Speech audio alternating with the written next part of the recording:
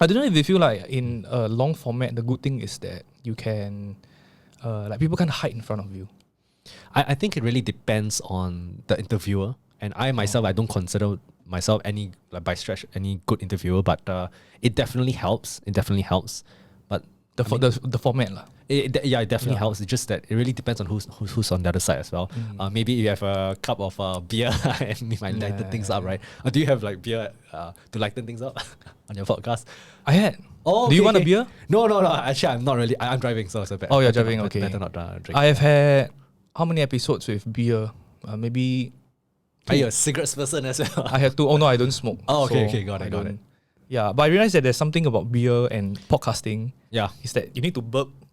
Oh, okay. I mean, you can edit those things out, right? And but it definitely lets people to be a little bit more relaxed. That's what I feel. I don't edit though. Oh, you don't edit? That's good. Like, I mean, for some of my guests, they do want certain things edited out because they say things that they should have said. So, I mean, I respect that as well. Not to say I think I'm more of a believer to not edit anything. It's just to, not to say I have anything to hide, but I don't think I have anything to hide. So, yeah, I like the way that it's unedited. So you send the guests the episode to clear before? So what I usually do is I just give a rough take. Some of the really controversial things which I might think twice, right? I actually would ask the guest, do you want me to include this in? Then I would either take it out or just include it. And so you point it out to them that you think that it's controversial? Yeah, I do point it out to the guest, like, one you say is like, not to say like racist or xenophobic or like all these kind of touchy things, but just to be safe, because there are some times where I've made episodes with some of my friends who are super controversial, and in the end we didn't end up releasing it because like on second thought, like we were like very high, we were like having good food and everything, right?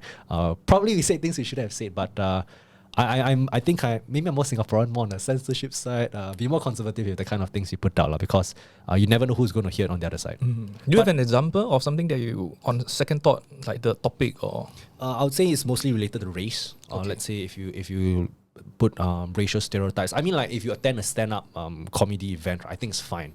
But in the context of, let's say, a podcast, a serious discussion, right? The context isn't right.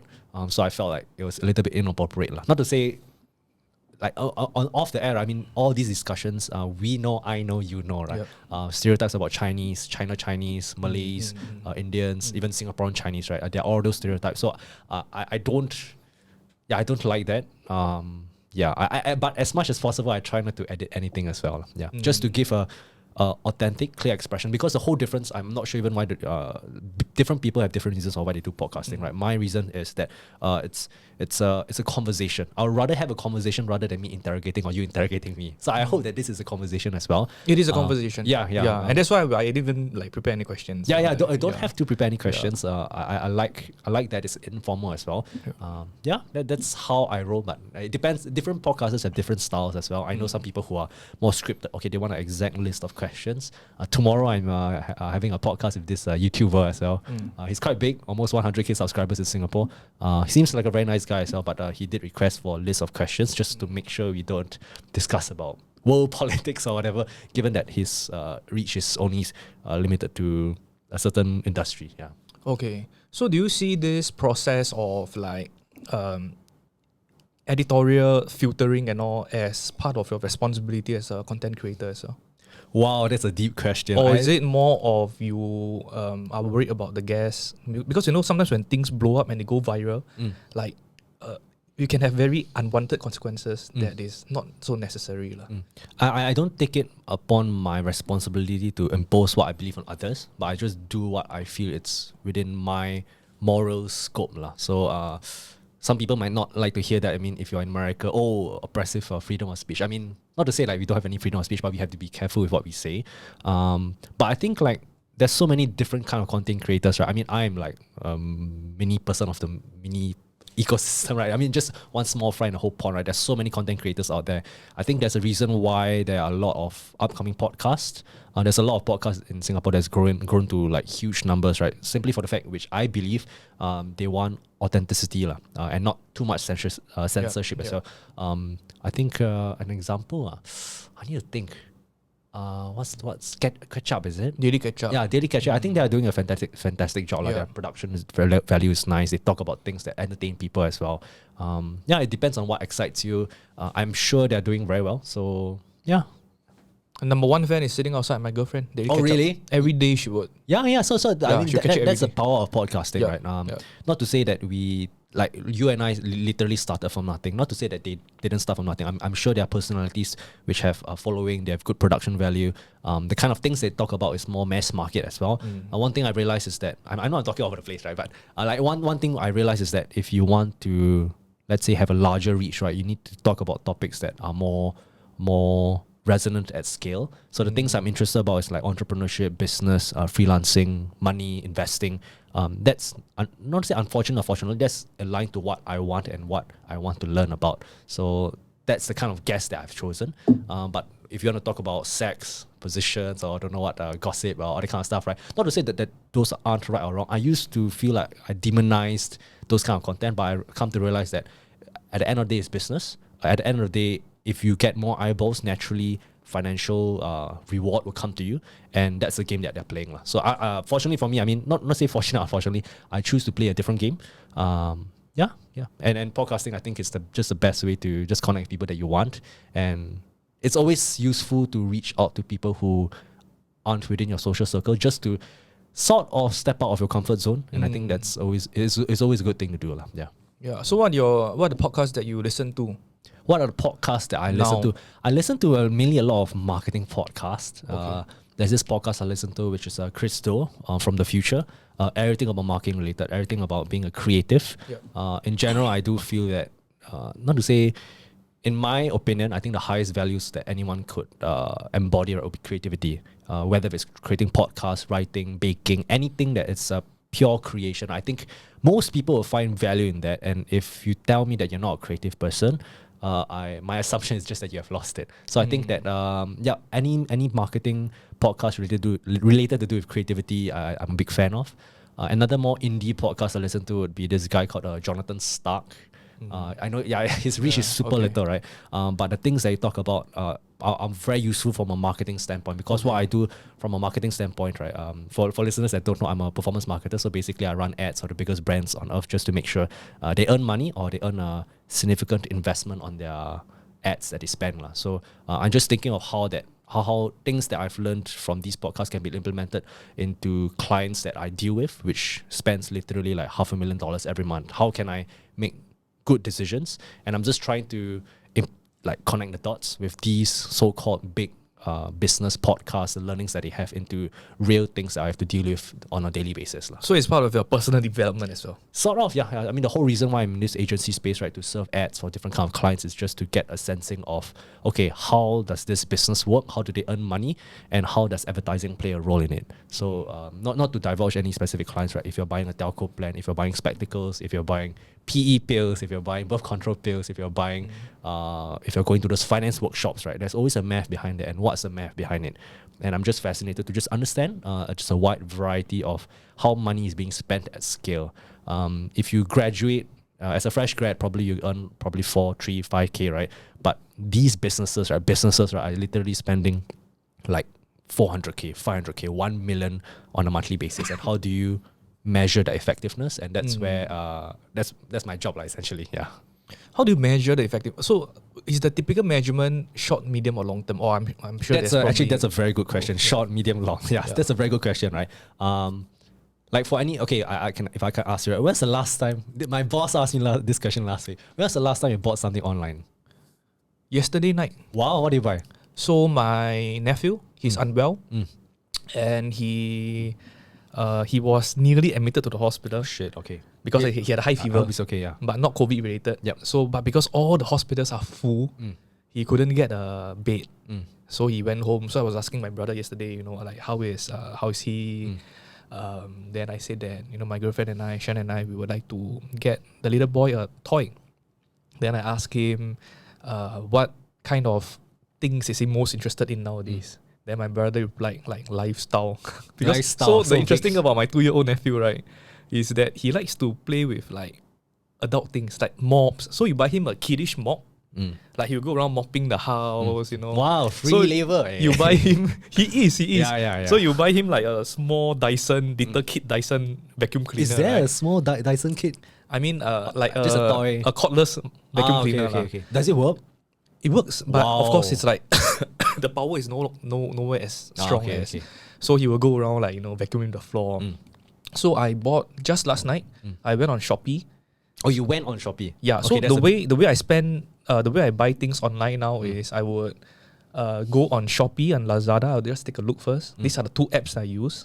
The only two apps I use for online shopping. Then after I decide on the item, right, I would then go on ShopBack.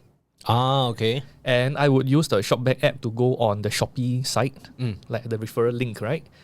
And then I would buy. So It on a discount.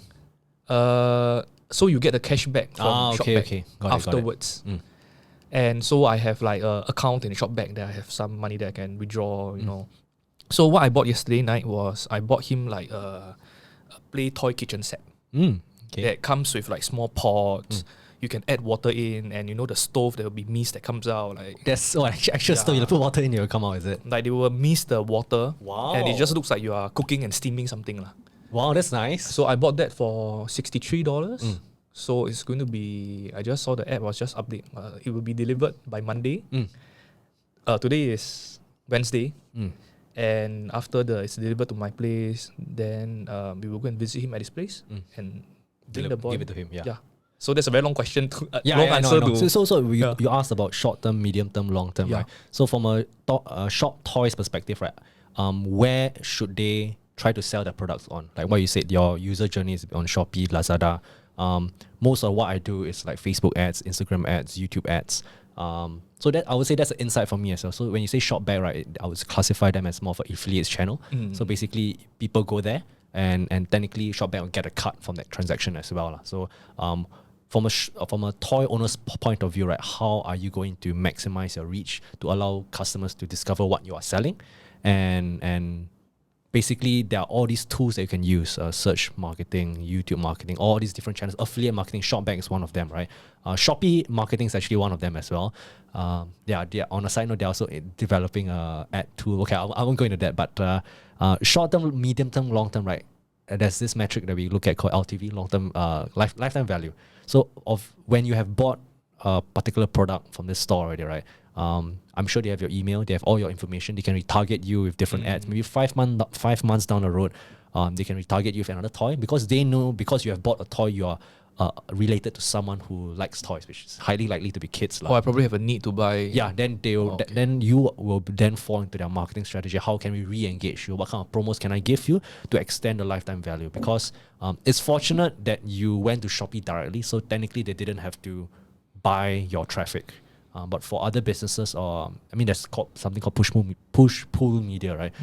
So most media that at least I handle is mostly push. We show you an ad, and we try to make you convert to buy the particular product or service via the ad. So okay, I know, going back to the topic of long term, short term, long term, short, medium, long term, right? Even these are the biggest questions that marketers, or at least on the brand side, they have to be responsible for. Do you want to do things that are short term or long term? And it's my responsibility, or at least trying to align with my boss vision, right? To everything you want to do, you want to be long term and you want to be sustainable about your business. So any initiative that you try, spending $10,000 here, spending $50 million here, how can you make that drive long term results? I know it's very iffy. It's very iffy. A lot of people are trying to start their own business nowadays. And of course, the number one thing is how do you do marketing, and you reach out to your target audience, and you earn revenue, and you have a positive cash flow, and you can sustain have a sustainable business, right?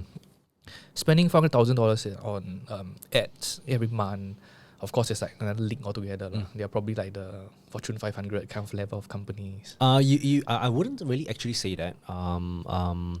At the end of the day, right, how do these big companies get so much money? They get from VCs in general. Okay. Then how do you convince VCs to give them more money? Essentially, you need to feed them a narrative that, not to say you are intentionally feeding narrative, but we are trying to find data points that support the narrative that this business is growing, that this business is acquiring market share. So I think a good example is like Spotify. Yeah. How much do you pay for Spotify every month? Probably $9 something, $10. $10. Yeah.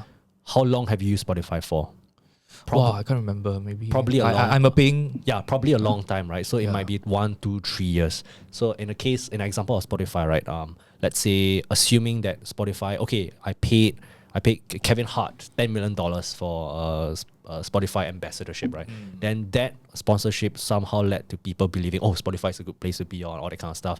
So that's just one investment, Kevin Hart. I don't know why it's Kevin Hart. Yeah, so there's investment. Once he has acquired, so essentially if you want to track this down, you can give him a QR code, you can give him a UTM link. For listeners that don't know, you can basically track it. How much orders did he drive? Of course, when it comes to revenue, right? Okay, let's say he drove, to make math simple, right? He drove 10,000 users.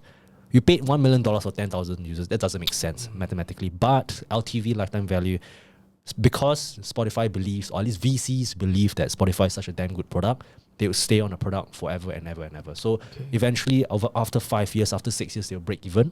And that's the narrative that they're feeding to VCs to get more money into the system.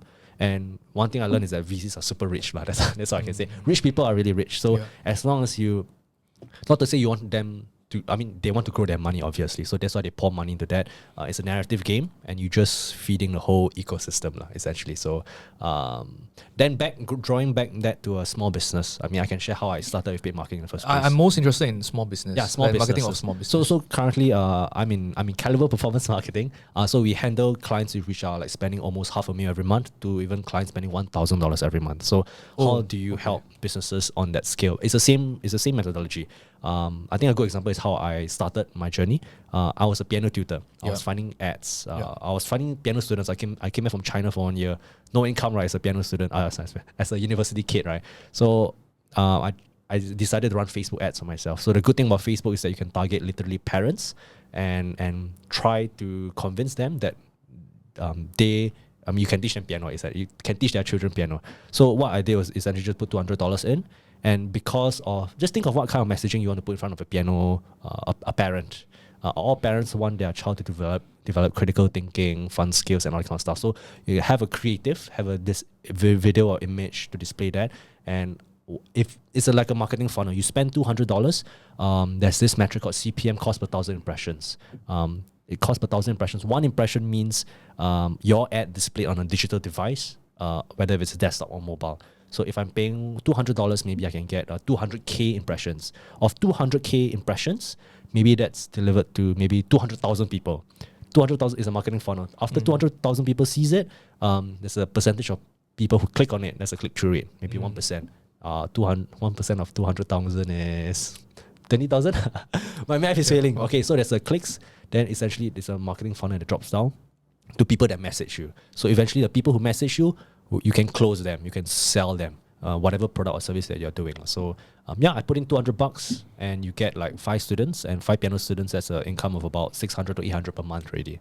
So from a math wise, that makes sense. And this model can be applied to any business or any product that you're selling, whether you're selling, one of my freelance clients, we are selling luxury dresses. It's the same thought process. How much you put in, how much you get out. But there's this metric that we call ROAS. If you put in $1 in, how much you get back? That's if you get back $2, that's a 2 ROAS. So return on spending. Return on ad spend. Return on ad spend. Okay. So going back to the question of short term, medium term, and long term, right? Ask you a question: would you want a 10x ROAS on a $100 spend, or do you want a 2x ROAS on a $2 million ad spend? Sounds like the former, right? Actually, it's the latter. Because can you say that again? Okay, a 10x ad spend or maybe a $100 spend. So if you calculate revenue, right, that means you're getting $1,000 back. Okay, $1,000 back. Okay. But if you get a 2x ROAS on a $2 million ad spend, right? But the thing is, if you don't have $2 million to spend on ads. Yeah. So naturally, in terms of math, right, the more you spend, the less efficient you'll be. But then that goes back to business results. What profit margins are you taking back from whatever that you're spending? And that's more of the important metric that at least I try to convince clients that they need to reinvest. So a lot of clients like to use ROAS as a metric, but we need to shift the discussions and try to think more long term. So in my role, right, we want to always persuade clients to invest long term rather than short term. Because if they invest short term, if they want a 10x ROAS at such a small spend, right, that wouldn't grow their business. And in our case, or at least in like the companies I'm working with, right, we can scale them from like 2x, 3x, 5x. And that's the end goal for any business. And sort of we are feeding into the narrative, the VC narrative, then they'll get more funding, Okay. then their business grows, our revenue grows. So that's the performance marketing game, if that makes sense. Yeah. Okay. Do you have a personal kind of definition of a startup? Like, how do you define what's a startup versus a SME? Wow, a startup versus a SME. A differentiating factor I like to use is whether they're funded or not. Okay. I mean, I know that there are startups that are not funded, so I feel like startups that are not funded, it's tough for them. They need a way to break even or at least sustain their runway to be sustainable, in that sense. So you need a rich daddy, lah. Yeah, whether your rich daddy comes from VC or your own rich daddy, the right? It's rich fine. daddy, so called the I would say SMEs are more for more cash flow positive at the start, and because for any business, there's two ways to go around it. Either you scale it via capital, just throw a bunch of money at it, or you slowly develop your cash flow in a healthy way and reinvest that slowly, and it will eventually grow slowly. I think SMEs is more of the latter. Startups. And I used to demonize, not say demonize, like as a young university kid, right? It's like, why would you want to take someone money and owe them money, right? But like even last week or 2 weeks ago, I had a podcast with this Damien, right? He's a founder of Gympod, right? He's a super, how to say, he knows how to play the VC game. That was a fascinating kind of. He knows how to play the VC game at all. So it's not a matter of whether he has a bad idea or good idea. He knows how to raise money, and that's a skill that I feel like is super powerful. So imagine you have the skill to, and imagine if you have the skill to manage capital. I feel like if I give you $10 million now, how would you manage it? A lot of people don't know how to manage it effectively. How to spend the money. Yeah, how to spend the money. So money is just a tool for you to make things happen, essentially. And how do you want to make things happen that will be sustainable in the long run to achieve whatever goals you want to achieve? I think that's the $1 million question, to be honest. Yeah. So there are a few questions that someone. Okay, so does a startup needs to be tech related, like powered by tech? In general, if it's how do I say this? Well, when we say startup needs to be tech related, I think of leverage. I'm not sure if you're familiar with this guy, Naval Ravikant, right? There are 4 ways to get rich. Okay. One is labor leverage, one is capital leverage. Labor and capital leverage, you need permission from other people. You need the permission of other people to want to work for you. Capital, you need money in the first place. 3 and 4 is how to get rich would be media leverage and code leverage. So tech is code leverage. Once you code something, I think I listened to one of your podcasts. She was developing an app for financial advisors, right? Yeah. Planner B. Yeah. So once she has done it, she can do it for the whole market already. So that's code leverage. There's a reason why most startups use code leverage or media leverage, because it can scale infinitely. Once you make a damn good product, it can scale infinitely, and that's where exponential returns, whether it's financial or market share value, it can go to you. So that's my rationale of why most startups want to go into tech, because the upsides are just huge. What's a media leverage? Media leverage is like what we're doing, podcasting. So Okay. basically, for 5 people to listen to this podcast, it doesn't cost more for 10 people to listen to this podcast or 1 million people to listen to this podcast. So once you record a good podcast, it'll be out there forever and ever. Yeah. And that's how influencers make a lot of money. If you have a YouTube channel, if it's monetized, right, you can earn a lot, basically. Yeah. So yeah, that's the beauty about making videos. Because 50 years down the road, you can watch this podcast, I can watch this podcast, right? Yeah. It is still there. Yeah. And sort of, if I'm still doing what I'm doing, probably it would add more, not to say authority, or just have a digital presence of myself. Yeah, for people to learn more about my story. Yeah. So have you ever paid ad money to promote your podcast before? No, actually, no. I did think about it, but eventually, because podcasting is not my main hustle, but it's definitely a main way to connect with people to get a lot of hustle. No, I actually haven't. Have you? No, and in a way, I've never thought of it before. I do know that certain YouTube channels, they do try and boost their podcast or YouTube channel. I would say it really depends on the content that you're trying to reach for. I do know of friends that make a full-time living from just making ads. Making YouTube, making Facebook videos. And to get that initial traction, they do boost their posts essentially, and they rely on the organic or algorithm to spread their videos for it to go viral. Yeah, I would say it's not when you do spend money, right, on boosting your, at least I know on Facebook, right, it wouldn't allow you to earn more money because you're paying for the views, but you need it to get traction organically, and I think organically is the best way to grow something lah. Yeah. So there are like two questions that I think people would, like a solopreneur or entrepreneurs they're starting out would have on their mind. Number one thing is when you are short on capital and you are trying to do some ad spending, right? The first question probably is it possible for me to do it myself or not? Rather than engage your agency or professional, like your leverage on expertise, basically, and pay you and your agency to do it. So that's number one. The number two question that people, like for example, I have now is, what's the minimum that's needed for there to be meaningful result? Because I'm not sure, but I would assume that the game has changed. So when you were getting piano students like years ago for $200 a month, right? Like if you start out today, you want to get piano students, will the $200 a month still play the game? Got it. Okay, I'll answer the first question first. Oh my gosh, sorry, short memory. First question is, should I try and do it myself? Yeah. So I'm just putting out there, right? I come from an agency, right? And also because you have done it yourself. Yeah, I've done it myself, right? Yeah. I would never hire a marketing agency because I know the marketing agency is filled with inherent limitations, and one of the biggest limitation is that it really is proportional to how much you spend with them. So if let's say for SME, right, $1,000 is a lot of money, and if you were to go to a normal agency, this is what will happen. The director will come to you. Okay, we'll take you on. They'll throw their most junior analyst to you. They'll throw their most junior manager to you. And most of the time, I can say 99% of the time. Okay, maybe not 99%. 70% of the time, right, you'll get someone that doesn't know what they're doing. And basically, they'll just burn your money. And if I were to describe my job in a very bad manner, I burn money for a living. I burn $500,000 for a living. Because I see this spends just going down the drain, right? But the thing is, they're VC's money, so it's fine. So I would advocate for anyone who wants to get started, if you're still within like the 0 to 10K range or even 0 to 50K range, right, do it yourself. Never engage a marketing agency. It's not that 0 to 10 to 0 to 50 is the revenue or the spending that you are prepared to revenue.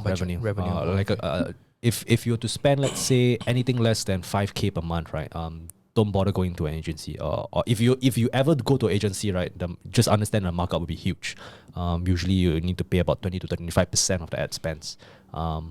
It really depends on what agency you go to, but I would advocate don't. If you want, I would say engage freelancers like me, maybe, or just find freelancers. I would not recommend for anyone to go agency. Yeah, you just answer my follow-up question.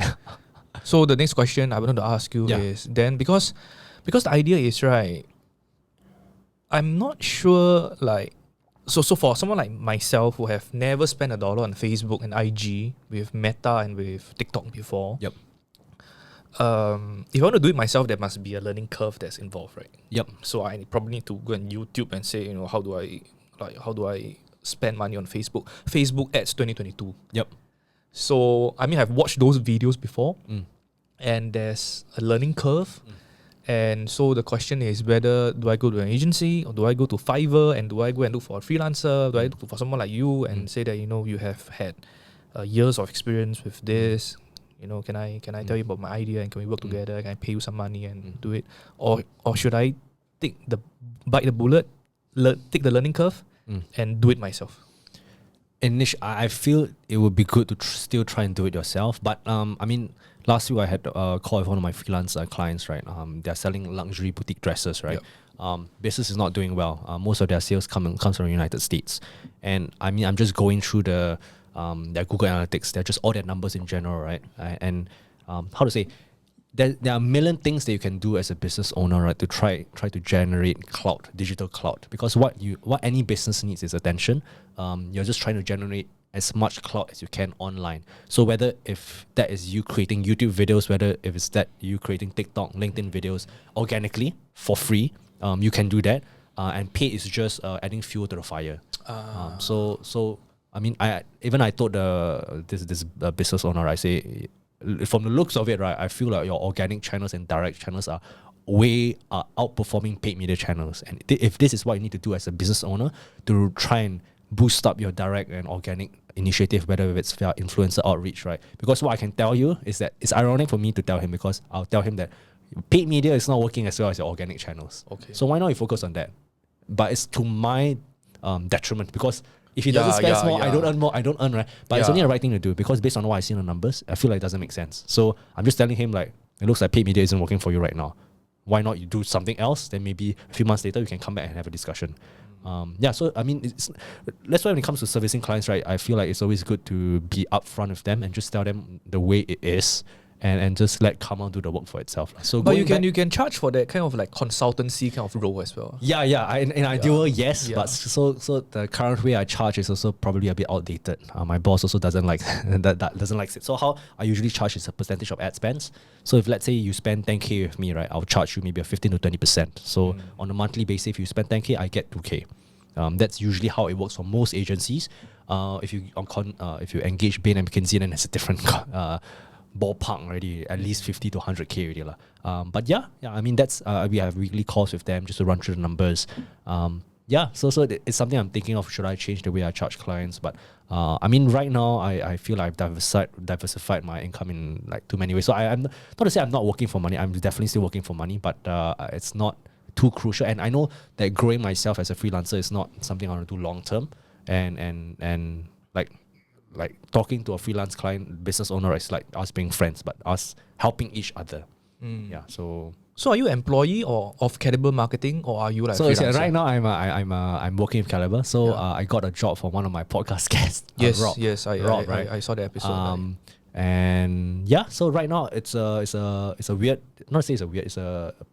So right now I'm working as a full-timer for Kaliber, but at the same time, like, why do I have time off to come? So right now I've arranged more of a part-time work schedule with him. Okay. So as long as I get my job done, then I can just go around doing random stuff. So right now I'm actually freelancing for like several agencies, doing random stuff, building YouTube channels for rock climbing James, building YouTube channels for other people but myself.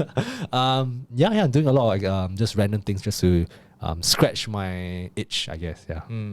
So the second question was going back to that selling piano lessons thing, right?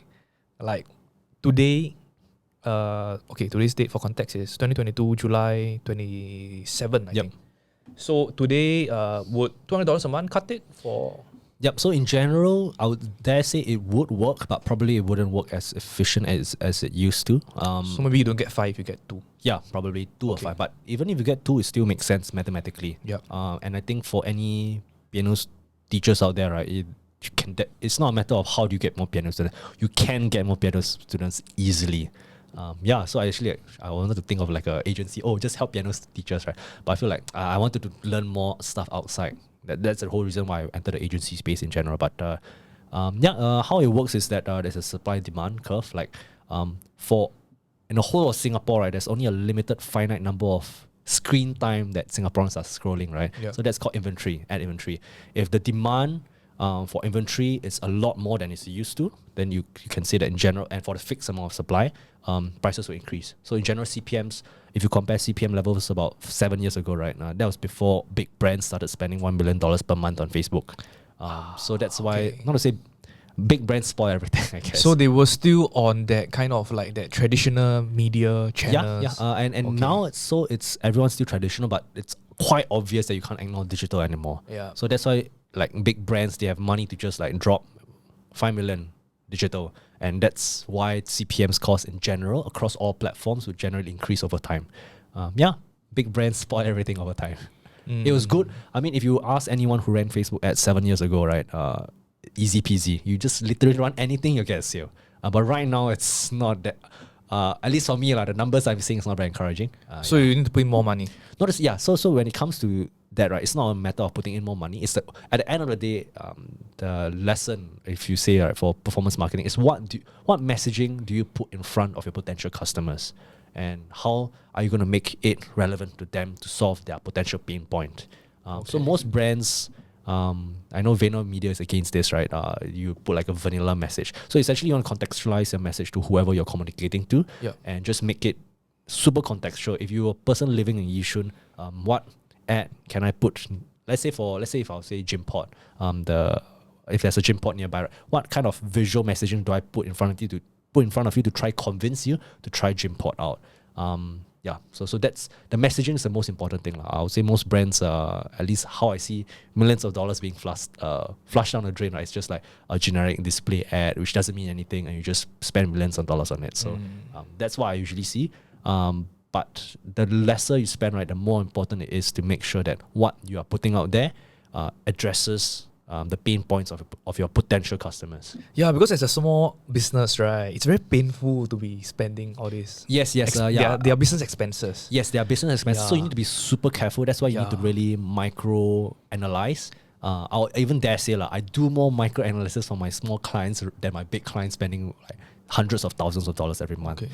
Because I know, I empathize because it's so much painful. Because I know how it's like to spend my own money and just cautious of how it brings business results. So you need to do like the A/B testing for them, this kind of thing, like different copywriting. Yes, you need to visuals. go into a lot of that. Creatives is the number one thing. Like, I used to think like, oh, there's a secret ad strategy you can use. Yeah, and that's what people are trying to make people believe as well. Yes, right? yeah. There are some people who are on, selling all these courses. Yes, I know there are tons of courses out there, right? I pretty much seen also many already, but for my experience, not to say like, oh, I've spent tens of millions of dollars. Creatives is the number one thing. Like I've seen, I mean, there used to be a time where duplicating audiences, writing worked, but all those tactics hardly work anymore. It's all about the creative.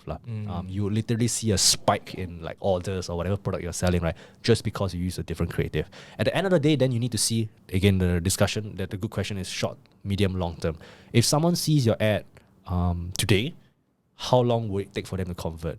If let's say one of my clients, we are trying to sell leads, get leads for property agents for luxurious condominium real estate, the decision to buy a condo, it'll take some time. Like it's a luxurious condominium. We are talking about $3 to $5 million, right? No one will spend that amount of money in a heartbeat. So how long can I justify this spends for? If I spend, let's say, 10K in 1 month, it would be quite unreasonable to expect at the end of the month I report and tell the client, oh, our 10K didn't work. You need to have the patience to see long term depending on the kind of products you sell. If you are selling something more simple like biscuits, impulse buy, potato chips, impulse buy. You don't have to measure that long, but it really depends on your product or service. Generally, the more expensive it is, the longer you should try and attribute your marketing efforts to. And there's so many ways to do digital marketing nowadays. Yeah, like for example, I was just thinking about the other day. I don't know if you know, there's this 卖鱼哥, right? Wow, what's that? It's so there's this very very famous 歌台 host. His name is Wang Lei. Yeah, heard. Yeah. So what happened was during the COVID circuit breaker period, he knows a friend. Okay, I'm butchering this. This is what I remember. He knows a friend who runs a kelong. And he was just telling him that, all this stock that I have, right? All these fish that I have, next week I'm going to have to dump them all away. Because the restaurants are closed and, customers have reduced their orders and there's nothing I can do to all these fish. And then he was like, yeah, I also in trouble also because the Ketais are all stopped, all the temples have stopped organizing events. So I have no hosting job as well. So he said that then somehow they came to the idea that can we sell all this stock online via a live stream? Yeah. And Wang Lei has 1.4 mil followers on Facebook. And every stream that he does, right, attracts about 200k views. And it's highly interactive. And there's a very specific kind of target audience, Chinese, because he speaks Mandarin and Hokkien on his live stream. And what he does is he curses and swears a lot. And people ask him stupid question and he would reply with like... Stupid answers. No, he would reply with like vulgarities and scold the followers. Yeah, scold them like, what the hell, you're asking me whether this fish can still breathe or not, something like that. Yeah. So as a business owner, right, if today I'm selling something that's obviously catered to that market, right, instead of spending like money on ad agency, right, maybe it's better for me to give his team a call, set up a meeting with him, and see whether he can help us live sell on his live stream. Those are several variables you're working with, right? First, his 1.4 million followers, right? That is something that he has organically earned over time. That's his hard work. So that's more of engaging a influencer. Influencer marketing. Okay. Yeah, I would say that definitely works.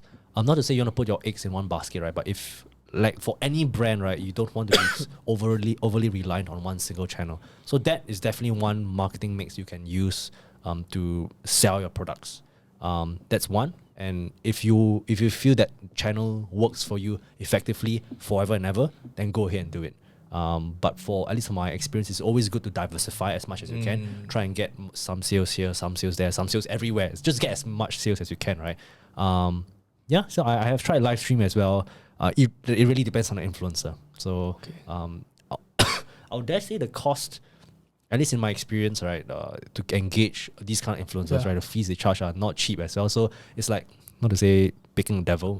You need to give them a cut of the you have to, revenue. You have to, you have to. Yeah. So some influencers charge on okay. If I'm going to sell, some have skin in the game. If they sell one product that's 3K, they take 1K. Yeah.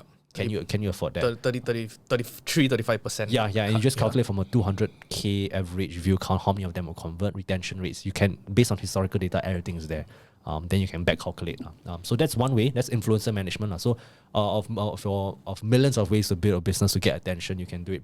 Paid media is just one arm. That's why organically you can post 1 million TikTok, 1 million LinkedIn, 1 million anything.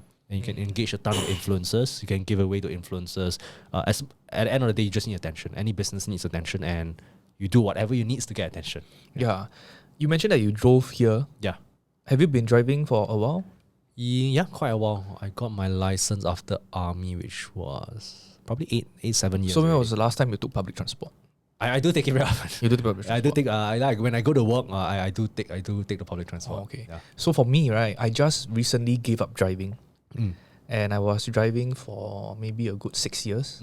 So like everywhere I went to, I drove basically. Is it a new experience taking a public transport? After 6 years, what really, I mean, the whole experience is similar to my younger days when I was not on public transport. But it gave me a new kind of like this scene that I saw, right? Like how addicted people are and reliant people are on their phones when they're on public transport.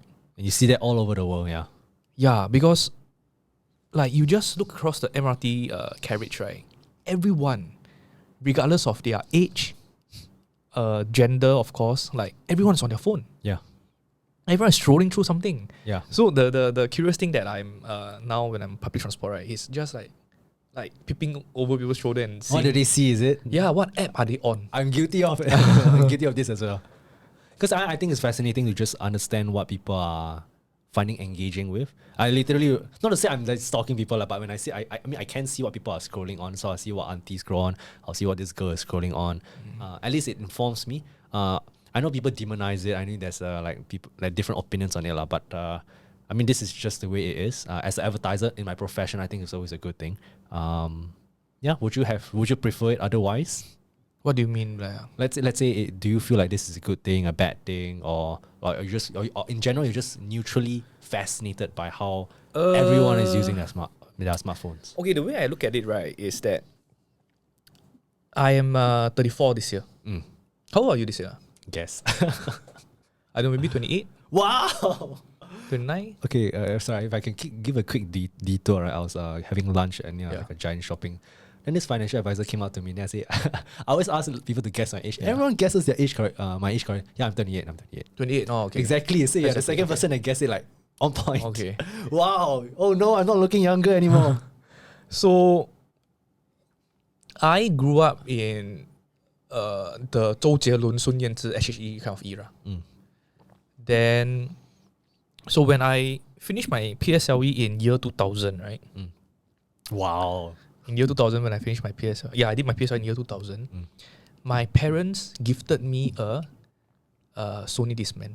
Oh yeah. That was I was in the era as well. Yeah. Yeah, I still remember the price till today. Probably a few $100. It was $249. Yeah.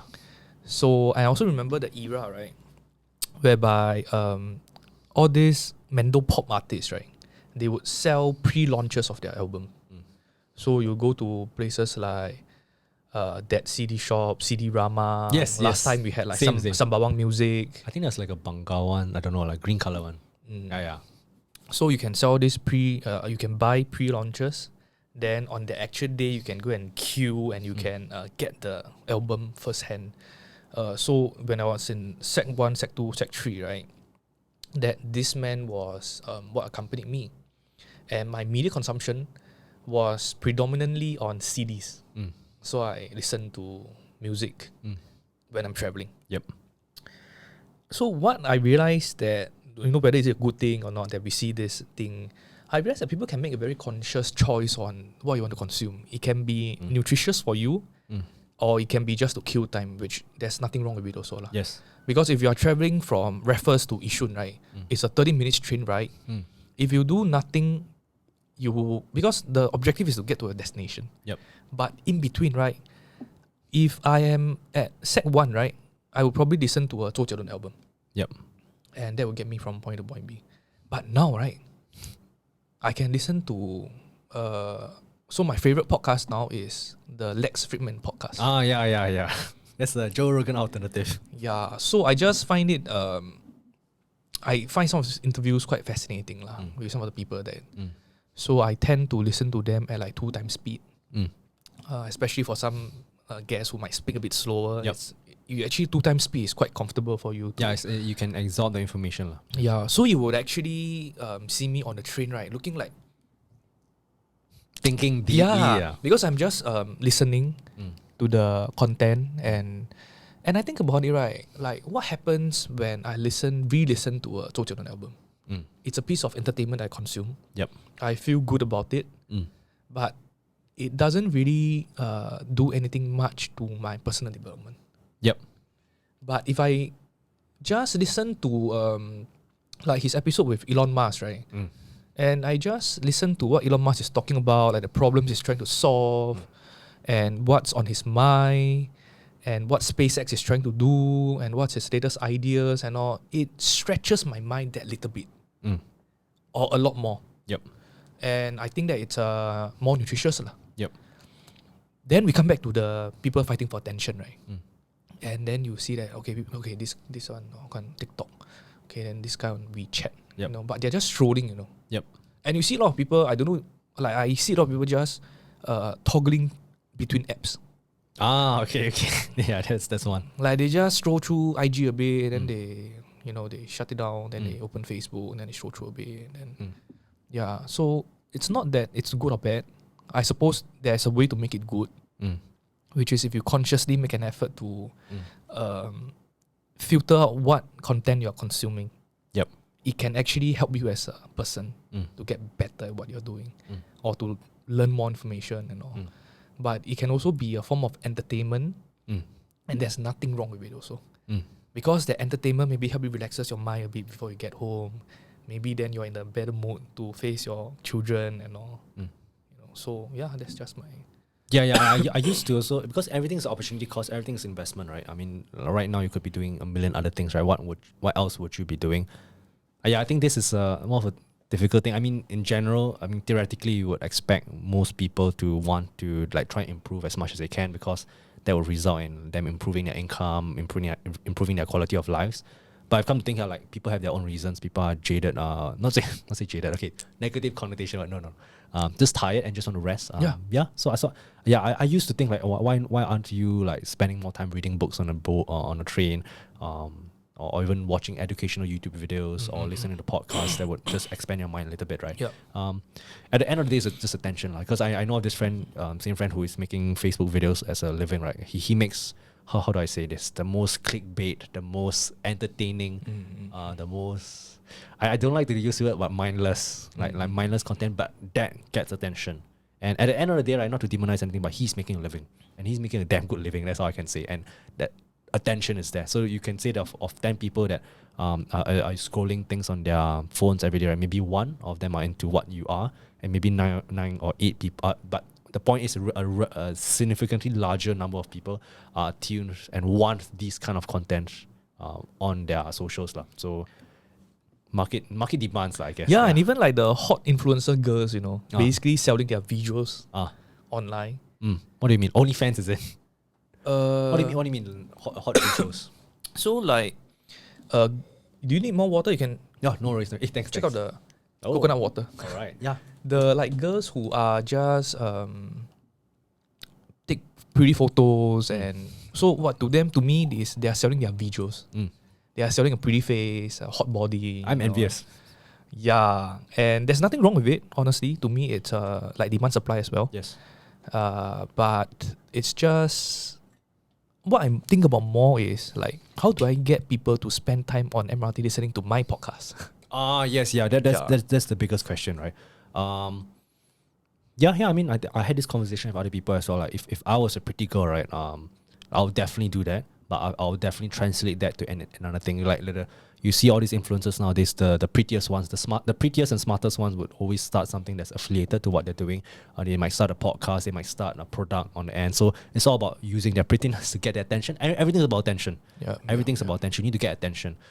So yeah, I mean, those are the kind of games that the influencers are playing, which I am very envious of. They're pretty, they're good, they get a lot of attention. So it's how they manipulate this attention, because most of the time they don't have it for long, because like in a 10-year cycle, the next batch of girls will take over you anyway. Going back to the questions of like marketing a podcast, right? That's a tough one. It really depends on what you're talking about. Let's say if you look at lessons from Daily Catch Up, right?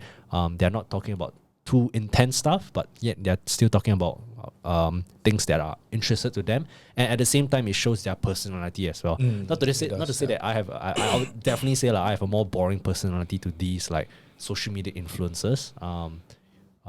It really depends on market supply, like the kind of attention you get for your character is different. I feel like it's very hard to, if you want to convince someone to listen to a Lex Fridman podcast, right? For someone who has no background on podcasting or anything, I would say it's difficult as well. So, like there are a million ways to go around it. If you want to niche it down, I used to be a believer of not niching down, but I think niching down is actually one of the best ways to at least try grow a podcast if I were to do it. But then again, it depends on what your reasons are doing a podcast in the first place. My reasons is not to say I'm just doing it to really connect with people and to business owners, and that is where opportunities, at least it has given me so many opportunities outside my direct scope of work. But if you really want listenership at large, I think I would even possibly do it differently. Niching down is something I would probably think of. Yeah. Because one of the most common questions that I get when I ask people to come on the show, or when I tell people that I'm working on a podcast, is they ask me, who is your target audience? Yes. Yeah, and my answer is I don't technically have a target audience. Like I know that there's probably a more likelihood that a certain demographic would tune into a long format podcast, but there's no niche in a podcast, because mine is like a personality kind of interview. Yes. So I always tell people that if I produce 100 episodes, right, I expect the average listener to listen to 5% of the 100 episodes. Yep. So maybe like this particular guest, this topic I'm interested, I listen to one. Then, so in 2 years, if I produce 100 episodes, maybe my average listener would have listened to 5 episodes. Yep. And that's good enough for me. I'll say there's a wide spectrum. It's like a bell curve. There'll be some people who only listen to like 2, 3. But there'll be ones on the extreme that listens like at least 10 to 15 to 20. I think you can look at the behavior of how you listen to, like, do you listen to every podcast episode from Lex Fridman? I don't. So it depends on the guest as well. So same for me as well. But niching down, I think, because if I can give a case study and shout out as well, like I recently helped like a rock climbing gym build their YouTube channel from 0 to 5. You interviewed the Jensen as well, Jensen. Yeah. So he's so I was connected to him as well via LinkedIn as well. He's a very nice guy, right? But yeah, niching down definitely, no doubt it works. That's what I can definitely say lah. Then again, it depends on your goals lah. If your goals is to, let's say, document your conversations with people, your loved ones, I think this is a great medium to connect with people. I think it's great as well. For mass market, like at the end of the day, if you want mass market stuff, you need to do things that are mass market. I have a friend same friend as well, he's creating Facebook videos. He's to a point, right, he wants to start businesses on his site that appeals to the mass market. Because that's good thing about starting things that are niche and starting things that are mass market. You should either go either or. So go either or. Don't go like halfway. Yeah, don't go halfway. Okay. Don't go halfway. If you want to niche down all the way, because niching down in general commands premium prices. Because you can, if you do something that no one else can, maybe in a particular service, right, then you can charge premium for it. But if you're going mass, go mass all the way. Sell a drink, sell Coca-Cola, sell coconut water. But at least I'm still kind of mixed on this, because like I seen friends who are gone broad, gone mass market, they are very successful. I've seen friends that go niche, they're also very successful. So it depends on what kind of ship floats your boat, if that makes sense. Yeah. And of course, there are those who have gone niche but not very successful. For every example, there's a bad example as well. So at the end of the day, like anyone, you know your finances, you know your active listenership as well. Not to say I don't pay, I do pay attention to my podcast stats as well. Not to say I'm happy or sad, but I do know where it's at, and if I want to consciously improve it, then I need to probably take certain decisions to make that happen. Yeah. I mean, when it comes to podcasting, there's so many ways to, I think, market it as well. Like you need to TikTok. You should. Are you on TikTok? Yeah. You should definitely be on TikTok, right? Just be digitally everywhere as much as possible. Like going back to what we talked about a business, you have organic things. You have paid. Right now, you have not explored paid at all. Organic. You need to maximize organic. There's a reason. Do you know Gary Vaynerchuk? Yeah. So for listeners, you don't know Gary Vaynerchuk, go looking him up. You want to maximize your organic reach as much as possible. If you can post 3 times a day, post 5 times a day, post 7 times a day, post edit everything accordingly, and just have an army of catalog and just ship them out. I mean, within my social circle of friends, or even my parents, they don't listen to my podcast, but they listen to, at least they tell me, or at least maybe they lie to me. Like they listen to bite size of things that I clip out. So I do know that in terms of a marketing perspective, I know that works. What can I do more of that will allow more people to listen to my podcast? It depends on what KPI you're optimizing towards the end of the day. I am not an experienced podcaster, you'd say, because I haven't reached financial viability in terms of podcasting. Maybe so. I mean, in terms of connections, definitely. But in terms of the podcasting itself, I mean, I have a long way to go. Yeah. So Gary Vee always talks about how, in terms of, if I'm not wrong, in terms of organic reach, right? LinkedIn and TikTok are 2 of the best social media platforms that you can be on to have organic reach. Yep. And my experience with TikTok is that you can really have organic reach. Yep. Yeah, so you can literally have millions of video views free. Yeah. And that is something that advertisers are willing to pay for. But most advertisers are either they don't have a creative team which is capable enough to create those videos, or maybe they have bureaucracy, so much red tape that people can't just move fast within the organization to create these videos to get more reach. Any business needs attention, so TikTok is definitely one. I can go around and say I have 500,000 video views on TikTok. Not anyone can say that, but the thing is, it's actually quite easy to achieve 500,000 video views on TikTok. There are people who have one video clip 500,000 views. Yes. Yeah. So I think that's one. TikTok is definitely one, but TikTok is just one. I have friends, same friend, this guy. He has a skill and talent, right, to take anything on the internet and edit it into a viral way he's able to make it get millions of video views on Facebook. And that's how he earns a living, full time. And trust me, he's earning good money. Earning good money. So if you have the talent, so Facebook organic, that's one. TikTok organic, that's one. The permutations are just limitless. I know there's like so many things that you can do, right? Advertisers, the easiest way to do is let's raise some money. Then, because the organic way, to be honest, is not the most straightforward. But if you go to paid, right, I can guarantee you with this amount of money, with 10K, you can get how much impressions, you can get how many clicks, roughly there. So that's why maybe that's what has carved like a job for me, I guess. And for that friend of yours who has just a natural talent for producing all these videos, right? It probably also means that the clients are happy with, like, they are getting ROI on their... No, okay, so the funny thing about this friend of mine, he creates videos for no one. He doesn't have any client. He creates literally videos on Facebook. Okay. And people watch his video. Okay. And because advertisers wants to put ads on his video, that's how he get paid. That's how he get. If you were to monetize your YouTube channel as well, there's this thing called CPM metric. Usually CPMs in Singapore, it depends on what niche you're in as well. You can get paid $8 per 1,000 views. If you get 1 million views, you can back calculate the math to say how much you earn per video. So his clients are the advertisers? Yeah, his clients. So basically his only job is to make videos go viral and just make sure his page is monetized. So he doesn't have any client. So he sits at home and just edits video and just posts them and just gets millions of video views and he earns some money. So one content creator who comes to mind would be like Sneaky Sushi. Yeah, he's definitely damn good. Yeah, who has created all these viral videos, right? Yeah. Then, just like how I think in your most recent episode with, what's that guy's name? Damien. Jim Pot, Damien. Yeah. He spoke about how honey attracts bees. Oh, really? Oh, no, or something. yeah. Okay. And when you just start making a name for yourself on making viral videos, and you have all these views, viewership, and it helps that you have a personality that's like, the brand personality attached to it, and advertisers just come knocking on your door and saying that, can I do something with you? And Yeah. At the end of the day, that's what you want, media leverage. You have created enough so there'll be media leverage. That's media leverage. I feel like his style of videos, I feel like he's the Singaporean PewDiePie. His videos are very PewDiePie-ish, the old days. But yeah, I think he seems like a nice guy. He's making a living out of that. So I feel like I'm very inspired by all these people. Not to say like I would love to like even talk to him one day, right? Yeah. Because the fact, like, if you do, because I have piano students right now. They are secondary 4, they are primary 6, primary 4.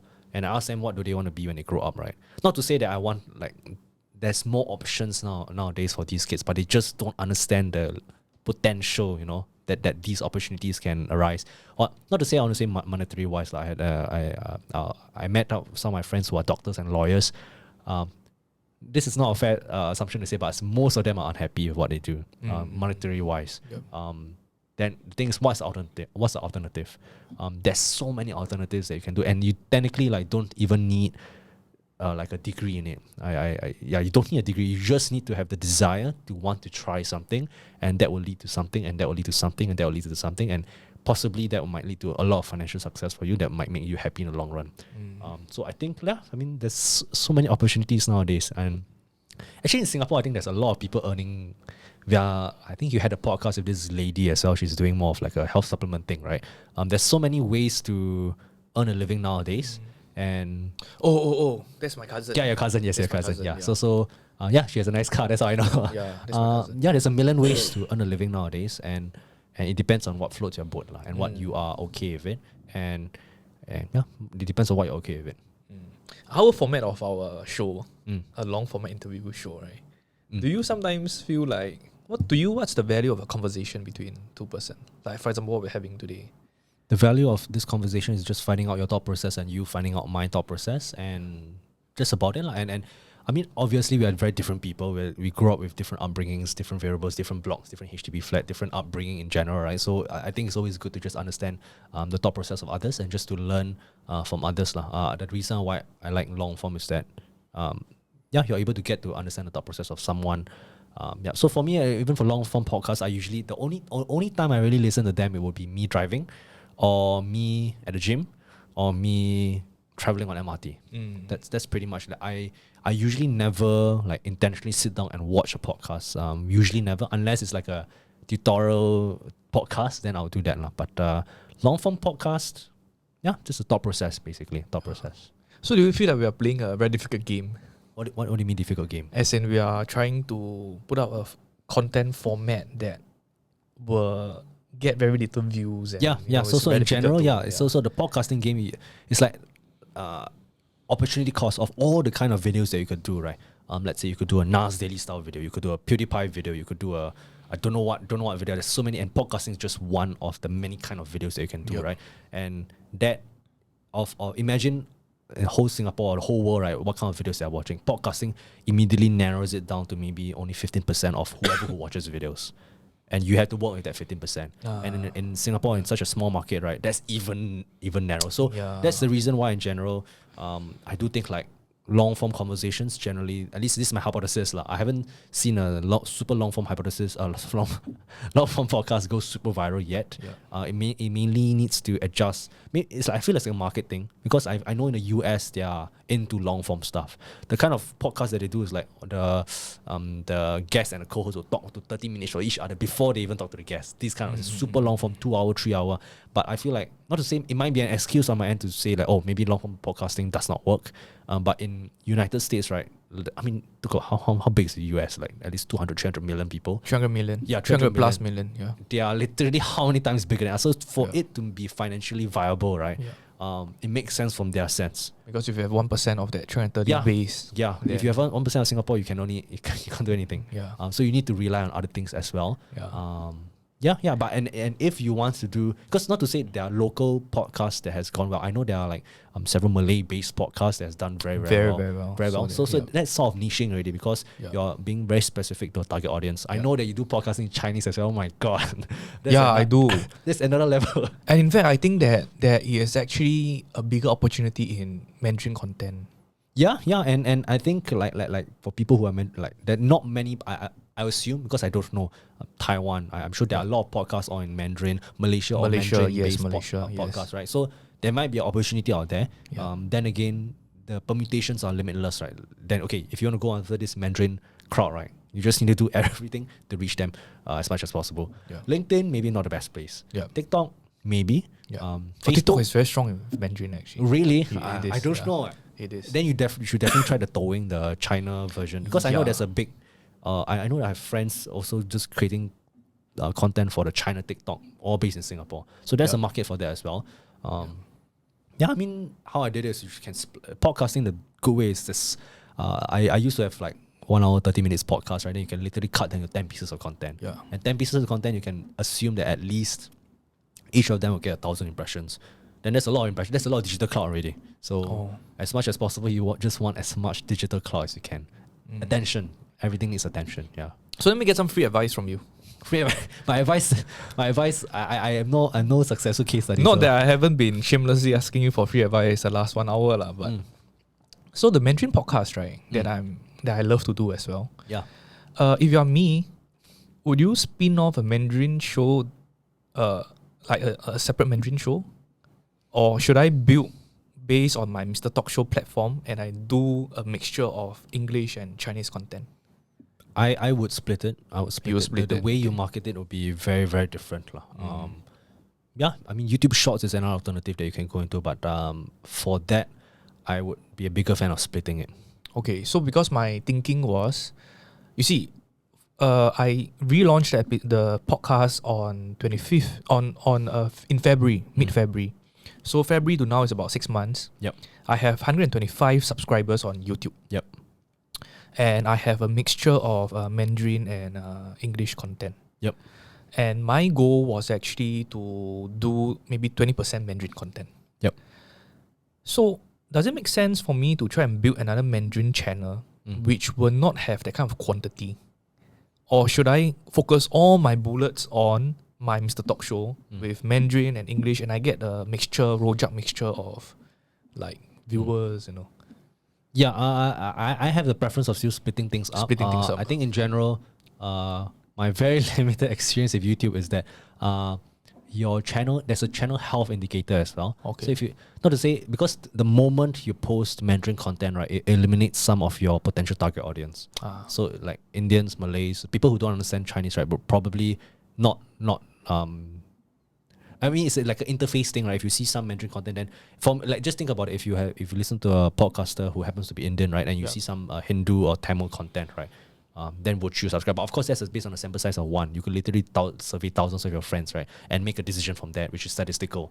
But from my experience, for every video they put out, right, for YouTube to measure your channel health is what proportion of your existing customers or existing subscribers who would watch those videos. And if it happens so that of your 125 subscribers, some of them are Malay or Indian, then they wouldn't watch it. So I'm confusing the algorithm as well. You're confusing the algorithm, or at least it's telling by you putting out these or just videos in general, right? You're telling YouTube that the videos that you're putting out is not getting the attention of your existing customers or existing subscribers. Why do they say customers? So I mean, I have invested my in some YouTube courses as well. They also have hypothesis of why it works the way it works, lah. And I would separate it for now, lah. So in a way, asking people to support your channel and subscribe, and knowing that they will not watch any of your videos can be detrimental to the health of your channel. It might be, it might. At the end of the day, right? I would say 125 is a little insignificant.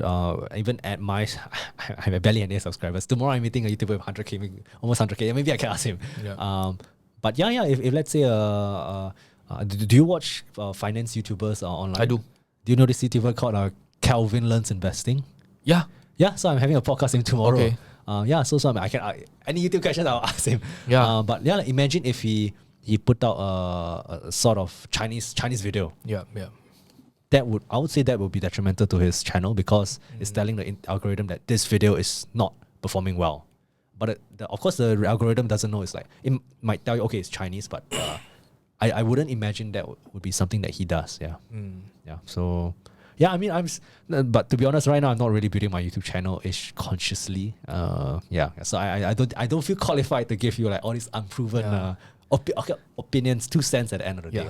You know, there are 2 sisters in Singapore who does like lifestyle vlogs. They are called Teeth With Me. Oh, I don't know. So they actually their Mandarin are not very good. Yeah. Are they Singaporean or Malaysian? They are Singaporeans, but they can get by lah. So they speak very Jakandang kind of Mandarin sometimes. Of course, their Mandarin. Alien, is it?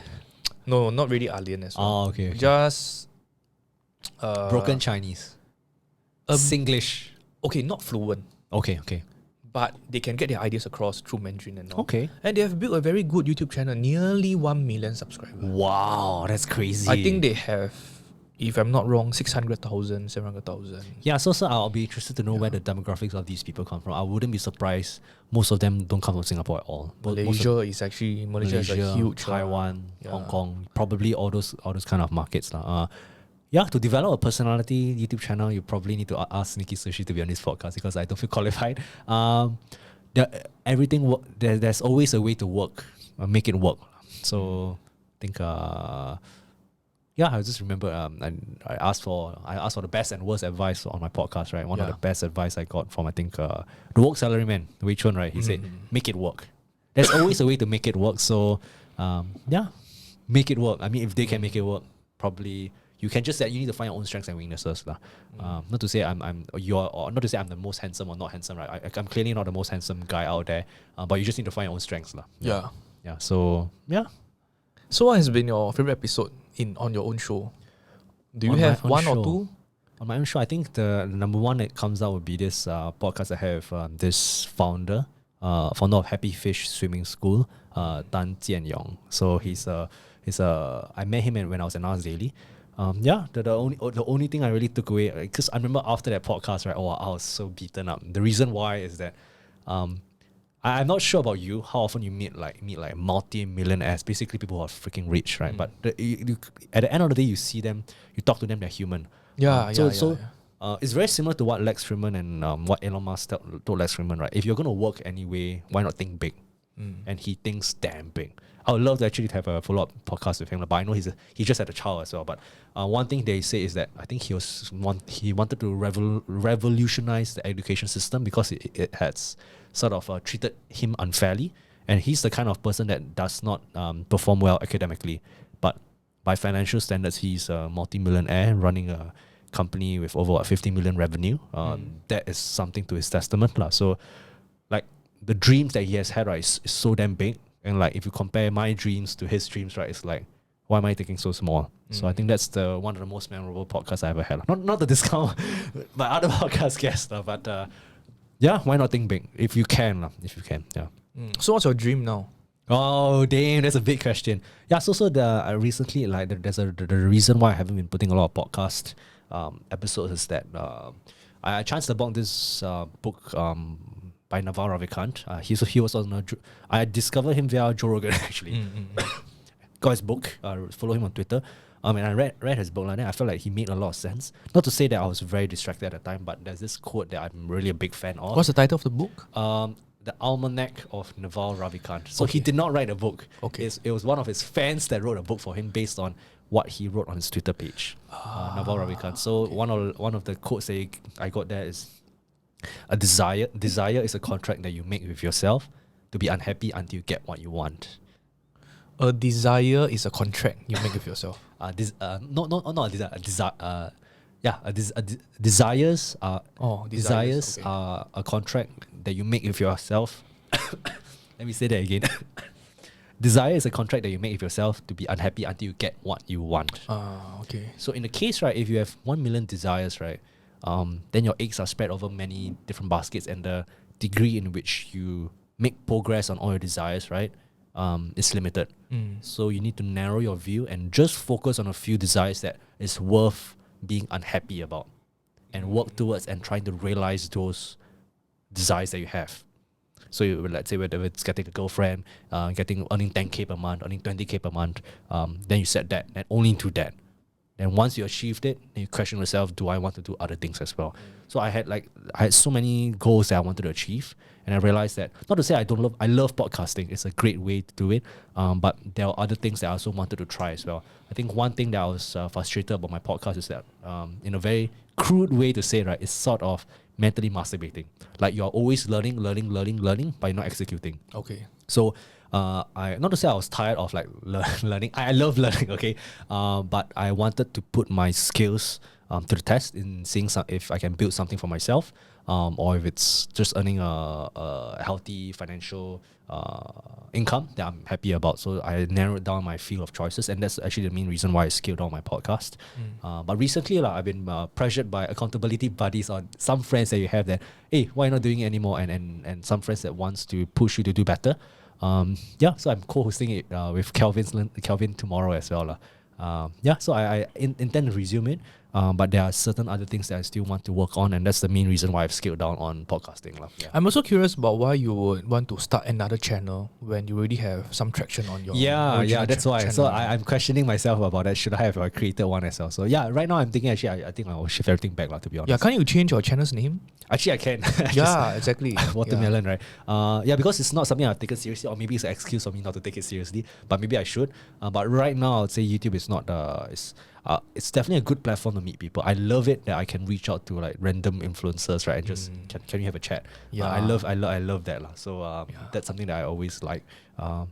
Because Kelvin learns investing Kelvin is a fascinating guy also. I think because like I was also thinking of questions to ask him, right? Like I know that he has millions of content about investing outside already. So like tomorrow's podcast, I probably wouldn't ask him anything about investing at all. I just want to understand his thought process as a creator, because I think his background is very interesting. Like not to say he came from nothing, but essentially just like an average Singaporean. I don't think he's Singaporean. I think Malaysian. Yeah, he's Malaysian, right? So I'm interested to know his background, what kind of kid he was.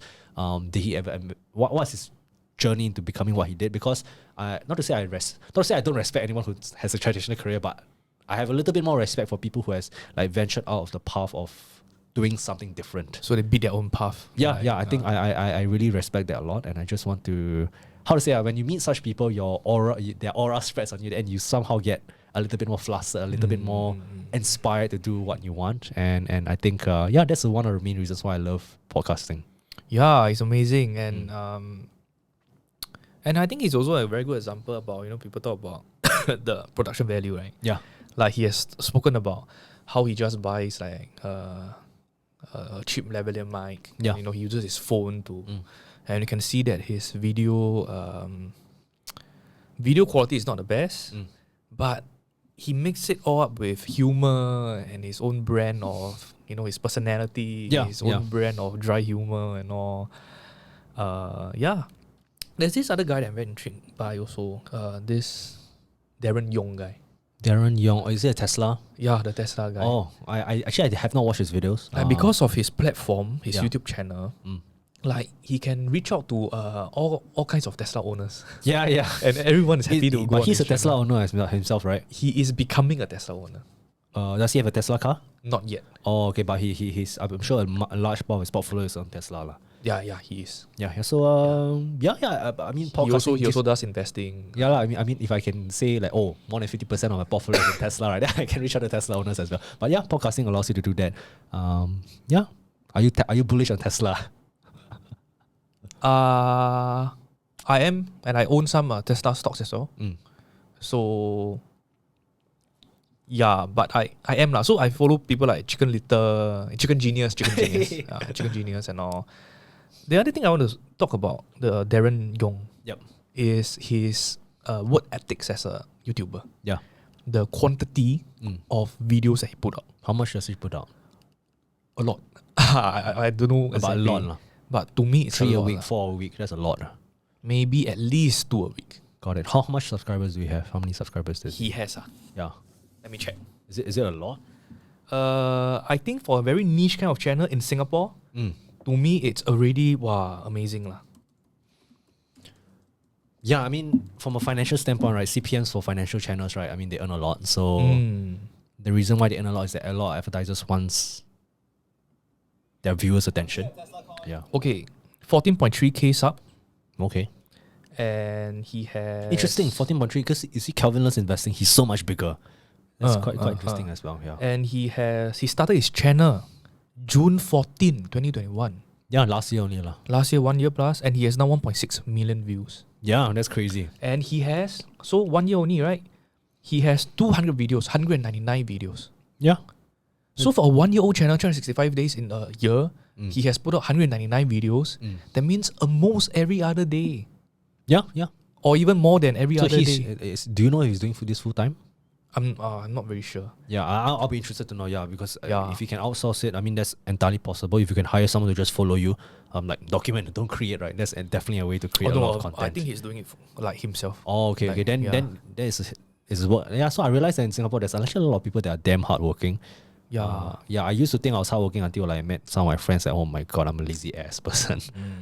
Yeah, but I mean, like if there's a will, there's a way. If there's a desire, they want it, they'll create it. Nothing I can say or do you.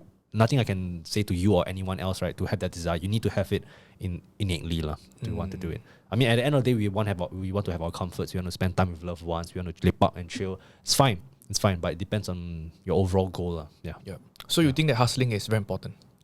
Yeah, so I was guilty. I was having a chips craving, so I went to Giant and buy these potato chips. Then I sat outside Giant to just eat my potato chips. Then this financial advisor guy came up. Yeah. He wanted to try and sell something. I'm okay lah. That's how we had a conversation lah. So I realized he was like 25 years old.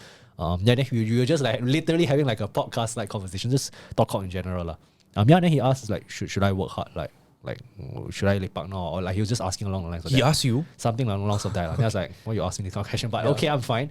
Yeah, but I think at least like, not to say you're old, but like but yeah, I feel like especially in your 20s, right, anyone should hustle. Yeah. I feel like it's the only time where you'll be as young as you are. It'll be the only time where you have as much energy as you are, and your body won't get healthier.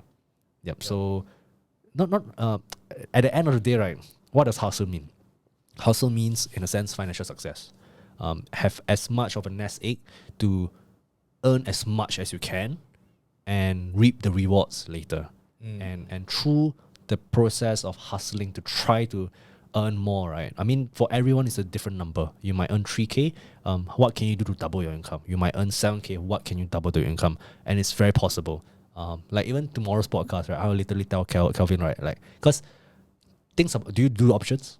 No, I don't. Yeah, so if you don't do options, like I discovered option trading through Kelvin's channel, right? Yep. I went to NUS Business School. They taught me about options, but for some reason, right, the thought process of me trying to earn an additional income of 2 to 4K per month, right, using options was like not in my mind. Yeah, he talks about how he has like 5-6K income on options. So at the end of the day, of course, you need to do your homework. That's why I must emphasize. You need to do your homework and have the desire to want to know that knowledge. So the knowledge is out there for you to earn additional 4, 5K, 6K income. It's just that, do you want to do it? For most people, it's no. But it's okay to have the answer of no. But for me, let's say, why not have an additional income of 4 to 5K or 6K? Yeah. Then, funnily enough, like I chanced upon his channel. He did because his videos on options, I feel like he introduced it in a very beginner friendly way. The way he introduced it is, okay, imagine you go to a Daren seller. Yes. Next week, I want to buy my Daren at $50 still. Yeah, very relatable. Very relatable. So for some reason, right, because there's a million ways of saying the same thing. Then okay, and then for me, that's quite interesting. Then I went to find out more myself. Then I started trading. And the thing is, the knowledge is there. And if, not to say you want to reach financial freedom earlier, but there's always a like what Kelvin loves. He said there's a 4% rule, right? If you just manage to save on 4% of your portfolio, right, you can technically financially retire. And I think I'm sure to say that most people want that. At the end of the day, I'm not really a big fan of like say, travel the world and do what you want.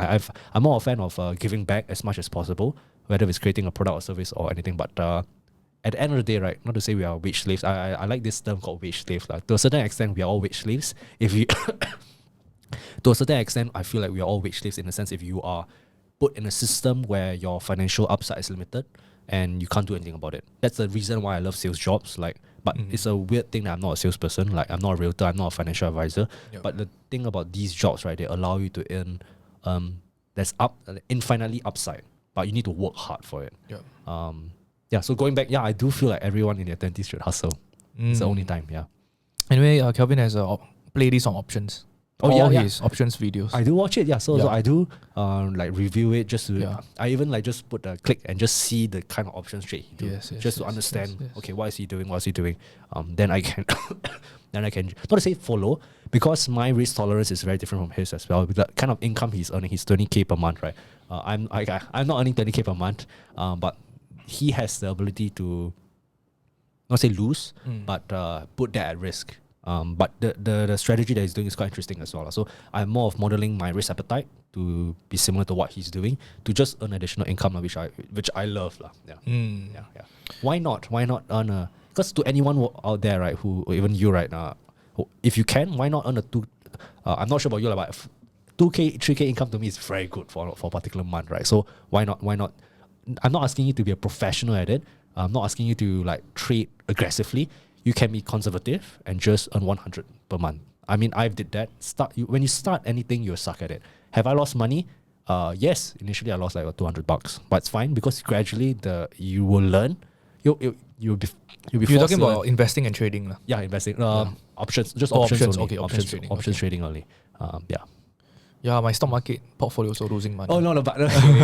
Stock market right now, everyone's losing money. Everyone's losing money. That's why I need to find alternatives lah. You can earn in a falling market if you know what kind of strategies to use lah. And it's nothing complicated as well. If you sell calls on things you believe in, you can earn a premium as well. There are a million ways to do around it, but no one is in the green lah. I expect, unless you're what companies are doing well, but in general because I'm very conservative as well. A large part of my investments are all in S&P. Unless you shorten the market lah, then you'll be At the end of the game, at the end of the day, we are all pawns in this game, right? We are just one mini investor of this whole ecosystem, and just to sidetrack a little bit, for some reason I also don't really like the feel of, let's say, retire early, right? Because it's a very selfish thing to do. Once you retire, it's a very selfish thing. Like, okay, I go travel, I go have fun. It's all about I. That's why I'm more of a fan of, okay, what if I were to ever start any business or anything, right? What can I do to give back? I listened to Lex Fridman podcast with Elon Musk, right? I love the advice that he gave to young people. Do you remember? I don't remember. The advice he gave was give back. Give more than you take. So I think that's very give more than you take. It's like 5 words only. But I feel like that encapsulates so much, right? From the day that you are born, you have been taking so much shit. From the day MRT, you're just consuming. What are you giving? If you're only giving things that are limited to your workplace, close friends and families, right? I feel that's my moral compass as well. Just okay, what can I do to give back at scale? More importantly, at scale. Like, you record this podcast. Hopefully, right, if there's always, I think it's a famous saying, like, if there's like just one person that takes this podcast to be useful, takes options trading. Not again, there are options trading workshops that profits from you anyway. There's a whole business model I won't go into, right? If you can take away one useful thing and just try to implement, just try and give more than you take. I think that's one thing that I would love to do. Unfortunately, I'm still at the stage of trying to hustle for myself and looking out for myself, right? But I feel in an altruistic manner, there's always a fine line to try and give at the same time when you get. Give at the same time you get. Like people like Elon Musk, I know he's like the most prime example, right? But he's the reason why he's the richest person on earth, right? Is because he gives back. And that's why people give to him. And that's why the stock price of Tesla is crazy. So give more than you take. That's So when it comes to giving, right? Do you have a soft spot in terms of cause, or so in future if you have the capacity, right, to give in areas, like do you have a particular area that you? So one thing I'm working on right now is actually quality music education at scale. So right now I'm still a piano tutor. On the weekends I do teach a little bit from students that I've gotten during my university days lah. So just a mini course. I know it won't make a dent in the world, but how can I make quality music education accessible for all? So I did one of the main reasons why I dropped my podcast, right, because I really wanted to work on this. So it was actually essentially it's like a online course for kids to teach them music theory. Are you a musician? I tried to, but I'm horrible at it. No worries, yeah. So I just my mini dent on the world. Like, I hope to just provide the opportunity to every child to equip them with just basic music knowledge. That would provide them the opportunities if they want to pursue other things music related. So music theory for those of you guys who don't know what music theory is, right? It's essentially it's like Taugeh. Taugeh. But to translate to language, right? It's like learning how to speak. If you know how to play an instrument, right? It's like learning how to play an instrument. It's like learning how to speak without knowing how to write. So it's as important as you know how to write. You need to know how to write. So that's music theory. It's to be honest, it's not a sexy thing. So I'm trying to make. Okay, it's difficult to make something like that sexy, but I'm just trying to make it accessible to young children. So I have kids that I'm showing them, like primary 1 kid.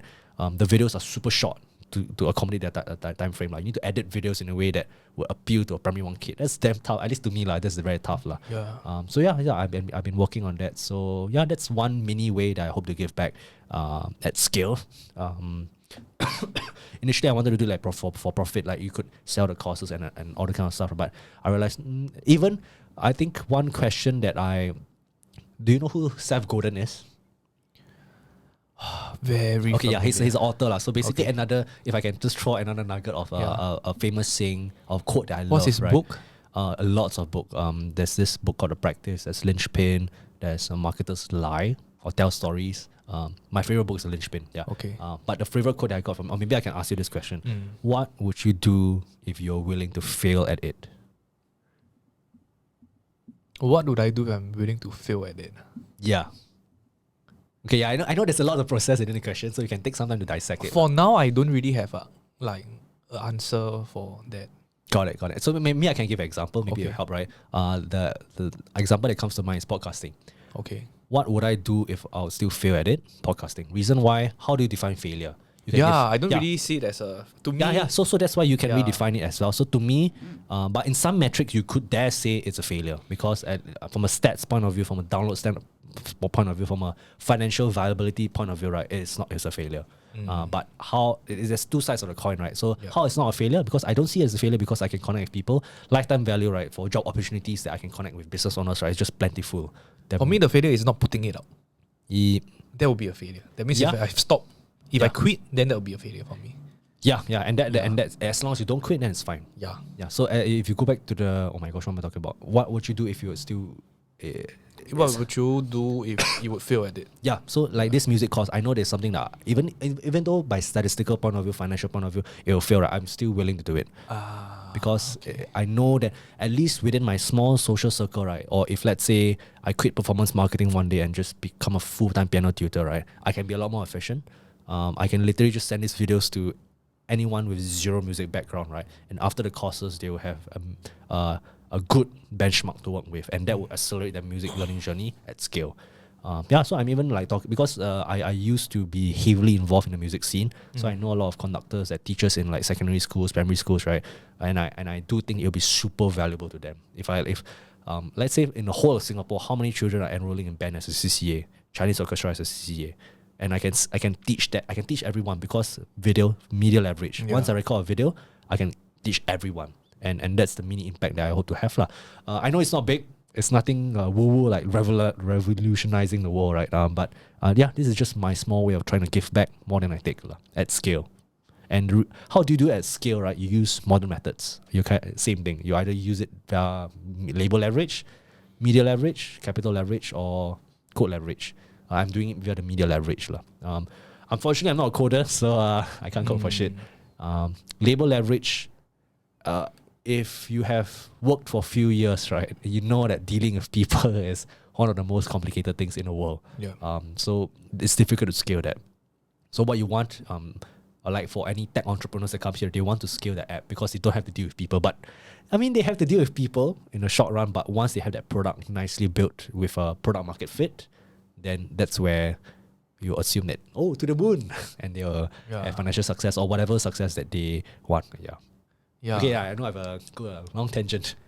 No, it's a very music, right? So I joined a guitar club. I picked up a guitar course when I was in Sec 3. So the thing about guitar is you can take the easy way out because there are frets and you can like read tabs. So Yeah, trying to play music and learning the tauge is something that everybody knows. Any guitarist would know that, it's something Yeah, so useful tabs to are know. one shortcut way. Yeah. Another way is to like learn the proper way, which should allow you to teach yourself millions of songs in the future. Yeah. So unfortunately, that's an unsexy way. But yeah, that's hopefully the way. At least if I have done my job to equip you to know how to teach yourself, right, that's game over for me. And I believe, at least as a music tutor for the past 10 years, right, if you have good music theory, you can do that. You can definitely do that, regardless of any instrument you play. Yeah. Yeah, you can pick up like any other instrument. Yeah, you can easily. you can pick up drum set. You can pick up anything. Yeah. Yeah. So yeah, that's how I plan to give back in a mini way. So that will answer like one question. So I was looking back at the questions that I sent you previously. Was like, would you ever start your own business? Yeah. So starting a business, I would love. I think. What's the end goal of starting a business? If let's say you want to, some people, okay, if I earn 10K per month, if I earn 20K per month, if you tell me those number, okay, you ask me to earn 20K per month, right? If you tell me as a fresh graduate, I think it's almost impossible. Right now, it's not to say it's far away. I have not reached it yet, but you know what to do to reach the 20K mark. And what if you do reach a 20K mark per month, right? The thing is, what do you want to do that's sustainable? So for some people, that's a business. For some people, that is. Because when you start a business, it might be driven from ego, but it might be driven from just financial standpoint. I know at least having talked to so many entrepreneurs, right? Starting a business is extremely tough, and you really need to go all in. And right now, I would say in terms of financial outcome, right, I'm very happy with where I am, and in terms of freelancer. But I know what I'm doing right now is not sustainable, because I don't expect myself to be like at mid-30s or even late 30s, right? Still freelancing my ass away. So at the end of the day, I would still want to create something that gives me leverage to provide me those opportunities. So one of the 4 leverages. Yeah, essentially 4 leverages. But going back to the question of business, right now, I need to develop, again, in my position right now as a manager at Kaliber, right? I'm still like learning how to guide people or all those nuances, right? I know that I don't want to start an agency. For my experience of being in agencies, right? Because I know the whole cycle. You go up to a director, and the director you manage managers. That's why, to me, upgrading the levels of being a director or whatever in an organization isn't sexy to me, because I know what's in for me already. So I know that I don't know, because I see my boss just, not to say shit. The thing is, shit happens. Shit happens in agencies, right? Where people make mistakes that literally cost tens of thousands of dollars. And not to say you want to blame people, but at the end of the day, right, the only person, like what Gary said, the only person that you can really blame is you, because you started this endeavor, right? And if you want to start something, you need to bite the poison, lah. So I have seen quite scary things happen. And I might be traumatized in that aspect, but if let's say if I were to ever start a business, like what you said, I would rather start something that's more tech based or media based. Even right now, I'm talking to some of my software developer friends, right, just to brainstorm ideas, just to, okay, what can we do from a tech standpoint to scale infinitely? Because those are those are issues or problems that I'm very interested to try tackle. And going back to the question, would you do it if you fail? I would definitely do it, because it's just a journey. But having seen my boss or like past agencies, like the horror stories that I've seen, right, that's not what I want to put myself through. So probably an agency, no. I'm very confident in my ability to like understand numbers and supply whatever business owners things that they need. Am I a fan of training people under me? I'm still trying to get a good understanding of that. Like a side business idea I have, right, is to create an online course or just something, say a domain. Say no to marketingagencies.com. Because I know that marketing agencies are inherently stretched.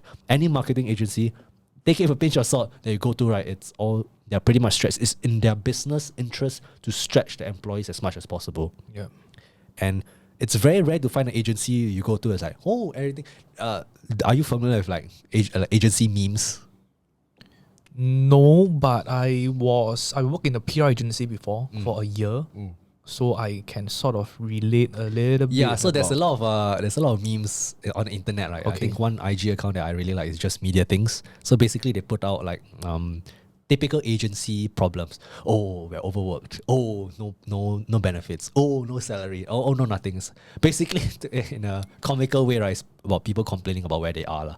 Okay. Not to say that's, but in a very entertaining way, which I value. So like these people who started Just Media things, right? I really respect them because like they got sponsorships. They out of their misery, they managed to create this platform to attract their tribe. Singapore platform. Yeah, Singapore platform. Oh, wow. And I think these two people, I to be honest, I haven't checked their Instagram in quite a while, but they're doing very successful.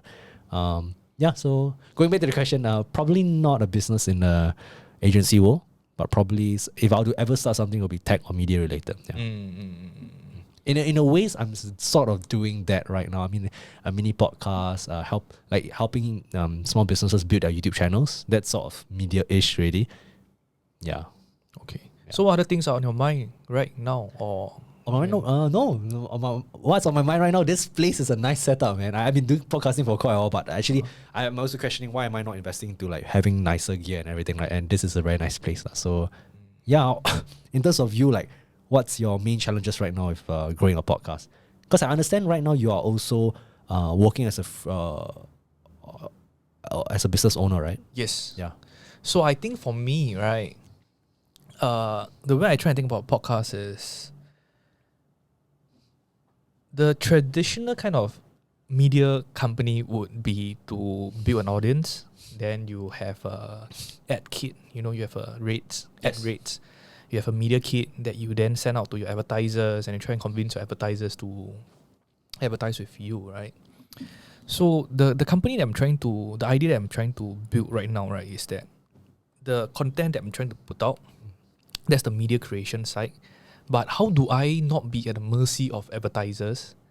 And I can instead look at the expertise that I have, right? The skill sets that I have, and provide a service to people, and that will generate revenue for the company. Service to people as in service to the advertisers or service to consumers, to customers. What service is that? So the reason why I started this podcast, right? I was with AIA for 12 years. I just quit earlier this year. And the reason why I started the podcast 2 years ago is actually a bit of a Gary Vee thing. So, he talks about being if you are not the most handsome guy in school, you organize the best party and people come to your party, right? Yeah. So I realized after 10 years as in insurance, I realized that you ask any salesperson, right? Especially in property and insurance, financial products, you want your business to be driven by referrals. Yeah. Word of mouth. Yep. So your director or your manager will tell you, go to your top 10 clients, ask them for 10 referrals, and you have another 100 person to call, and you have another 100 leads, and then you would have a conversion ratio. Yes. Then from there, you go and ask them for another 10 referrals. Yep. Ask them for another 20 referrals. Keep going back and ask them for referrals. But then you realize that not everybody might be willing to give you a referral. Yep. Because for the insurance industry, like I dare say, because I've been in it for a decade, right? Clients do not give you referrals for a variety of reasons. Yep. Because it's so saturated, they're not sure whether they are doing their friends a favor by referring you to them and all. And they are essentially putting their head on the chopping board, right, to refer you to their friends. So then I think about Gary Vee, what he thought about, what I learned from him. So I thought, okay, so if I start a podcast and I interview all my clients who are business owners, is it then, if I do a very nice production, right, is it then easier for me to go to my clients and say that, hey, look, I'm interested to do this away from my insurance. I want to run a podcast.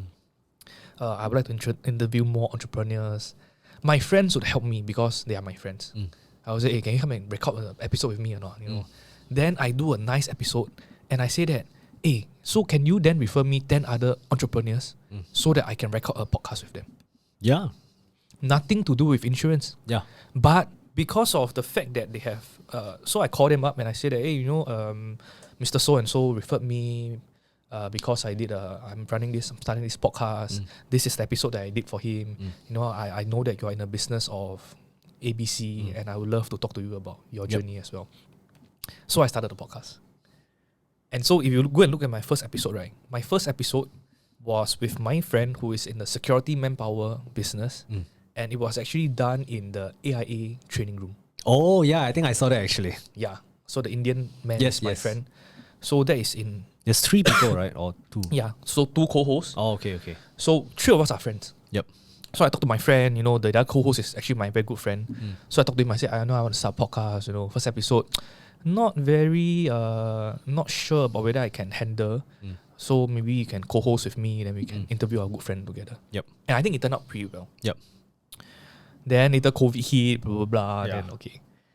So the idea was that now it's easier for me to go and ask him for 10 referrals from 10 other business owners and say that, hey, look, I produce this and can you refer 10 to me?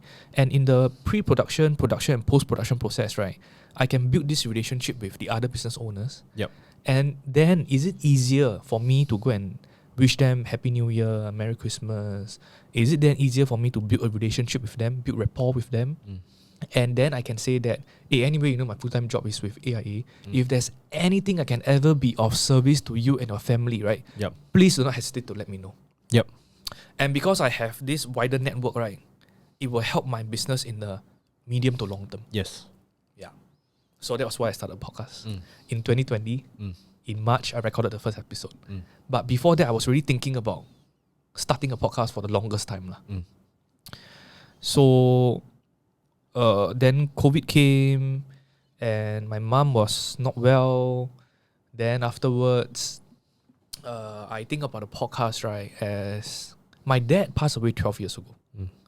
And now, right, I think back about it, right, I realized that I remember very little of his voice. Yeah.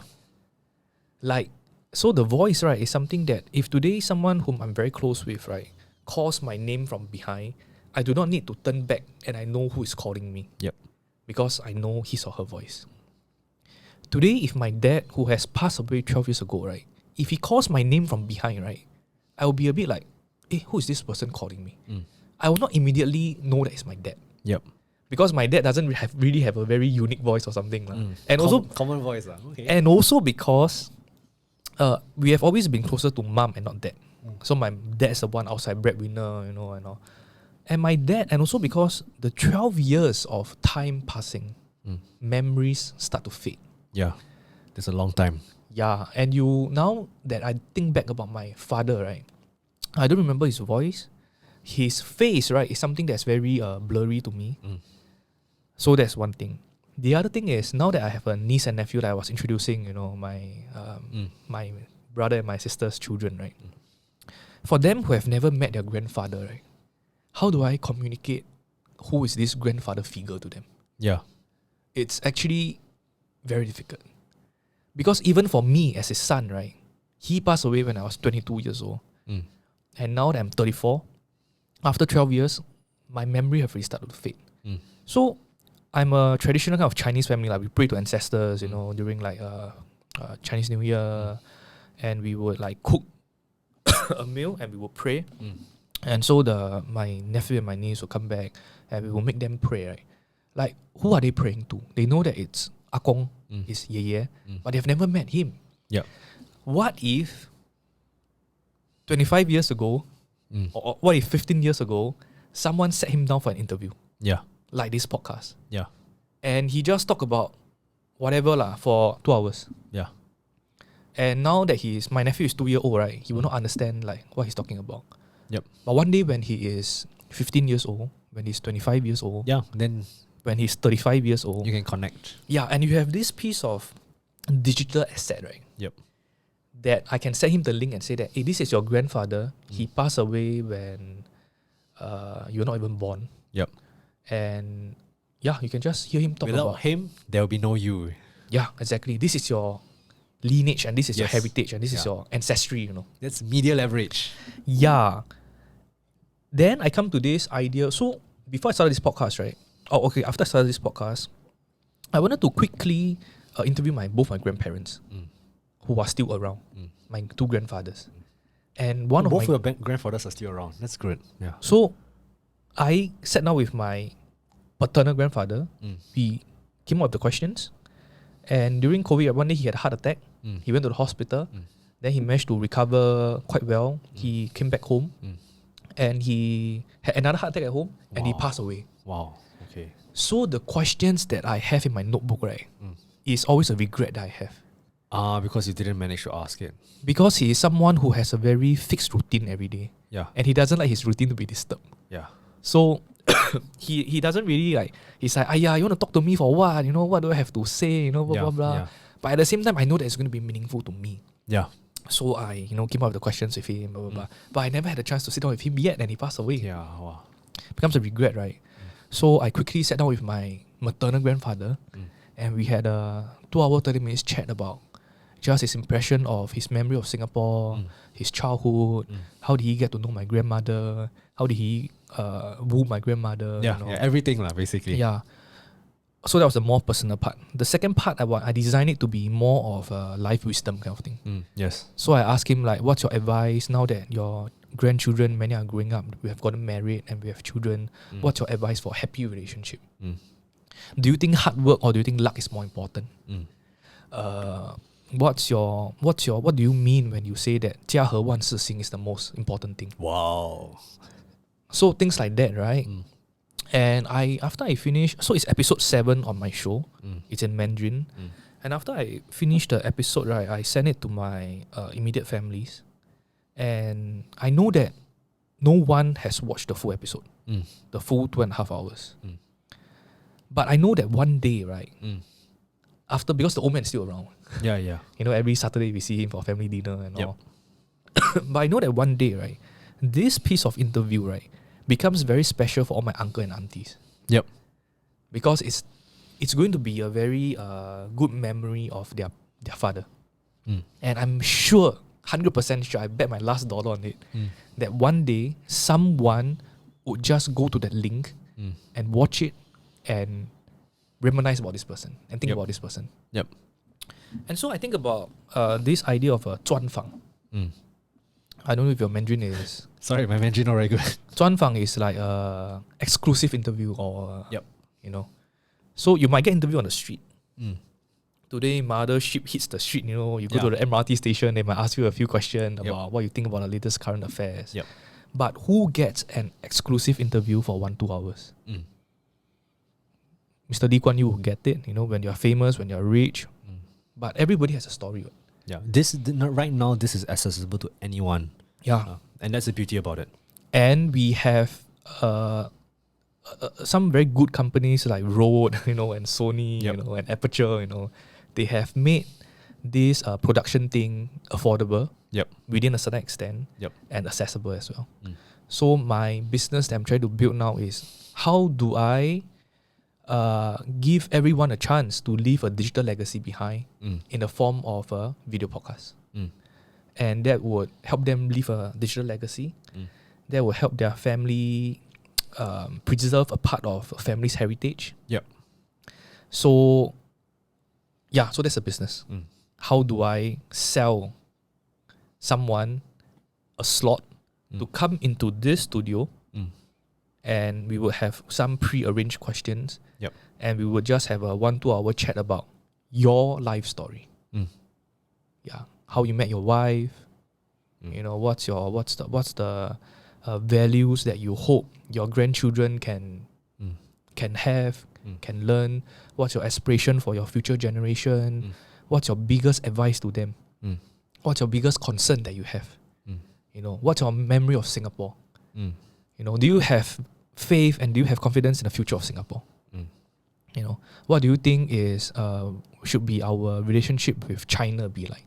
Wow. Because so because my grandfather, right, he watches China's all the time. Okay. And sometimes I suspect that he's a China man more than Singapore man. Wow. Because he will always talk about, China this, China that. So I asked him, what does the heritage mean to him? The rise of China, our culture, what does it mean for him? So everybody will have a different answer to all these questions.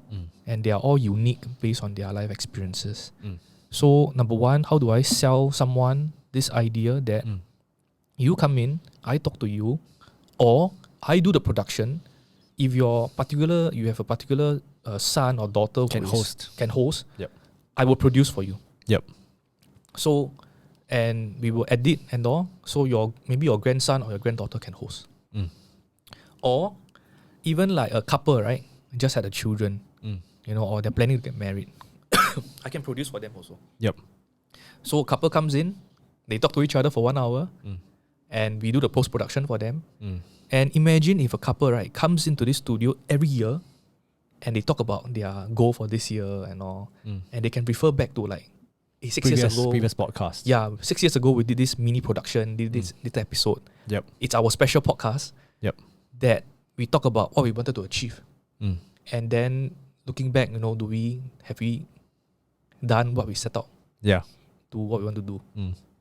So the other thing is, when I interviewed my maternal grandfather, right, I wanted to do it at his house because I know that it's more special when I do it at his house. So he has this rocking. If you watch the episode, right, he was on this rocking chair. That rocking chair that he was on, right, he actually bought it for my grandmother 20 years ago when she was diagnosed with cancer. And after she passed away, right, he has been using that rocking chair to watch his TV, ever since for the last 20 years. So to me, it's definitely more significant for me to tear down the studio essentially. Bring the C-stand, bring the lights, bring the camera, bring the microphone, bring the mixer. It's a lot of work, trust me. So I went over to his place. But to me, that sentimental value of him talking to me about his story on his rocking chair with the background being his house is more significant than him coming into the studio to do it in this studio. So that could be a premium charge, at least if you want to do that for other people. So if you want to come into the studio, I will charge you a certain price. And if you have sentimental value at certain locations, right? Be it at your house or at your office or wherever, right? We can go and do it there as well. Then we will charge you for production cost. Yeah. And it will be a significant production cost. Yeah. Because it's not easy to, to set up and to... And I would need to hire... people. Yeah. Because I'm horrible at the technical part of it. Of producing. Of setting up this whole thing. Yep. So that's what I'm working on right now. And that sounds entirely possible to me. Yeah. I mean, it's really how do you package it? How do you highlight the pain points for people to want to engage you? I think the biggest challenge should be the alternatives.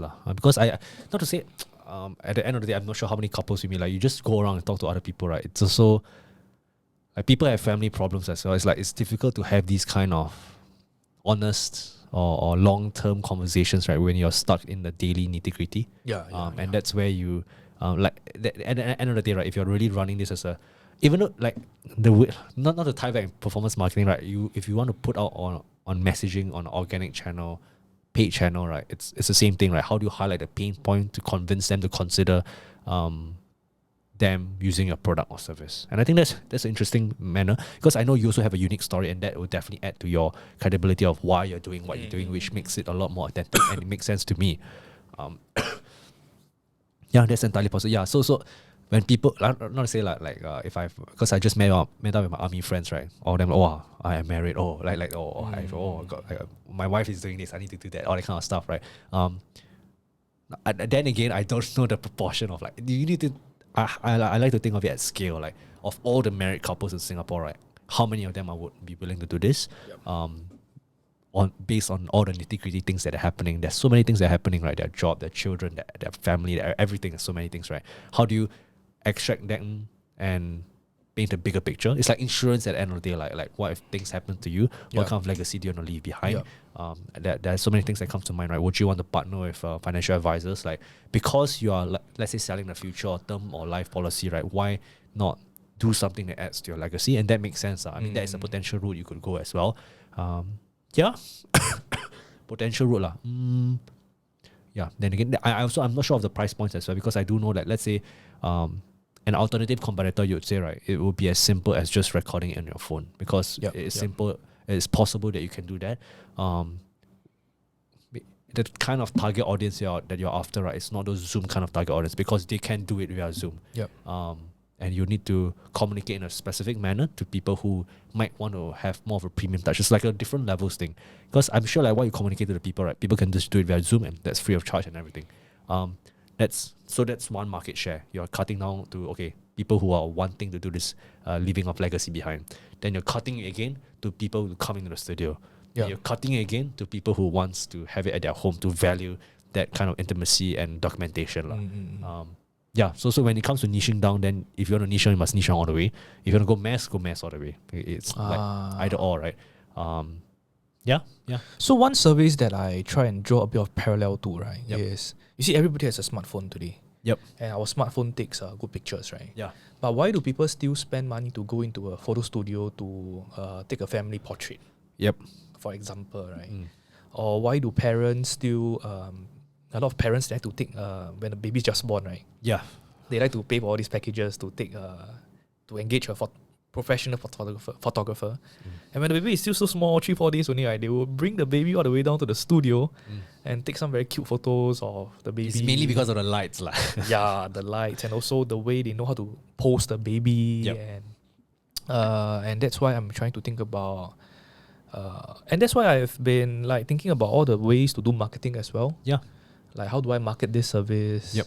How do I, number one, how do I tell my story of why I'm doing this for people? And number two would be the distribution of that message. Like, what's the best way for me to tell people? Then the last part of it would be, how do I close sales? Yeah. How do I do the sales part of it, right?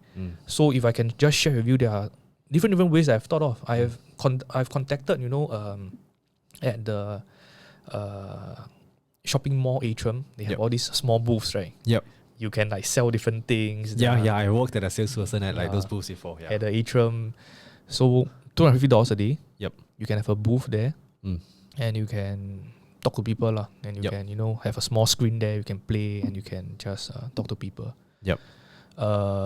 That's tough. I mean, I worked there before. Yeah.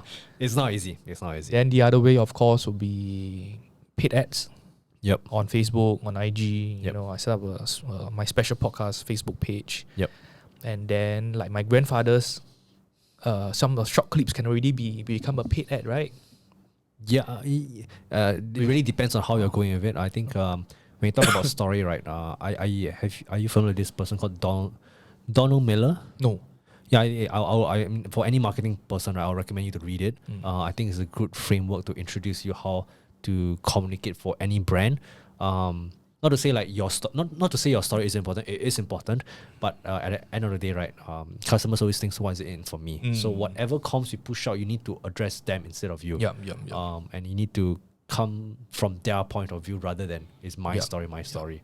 You can definitely include that after that. But at least within your starting statements, right? Let's say because I feel like marketing via both, right, and online pay. The reason, I think a good example is like, do you see YouTube ads? I don't nowadays because I go on premium. Oh, you go premium. Okay. But only quite fairly recently, less than 1 year. Got it. Yeah. So before we went on premium, what kind of ads do you see on YouTube?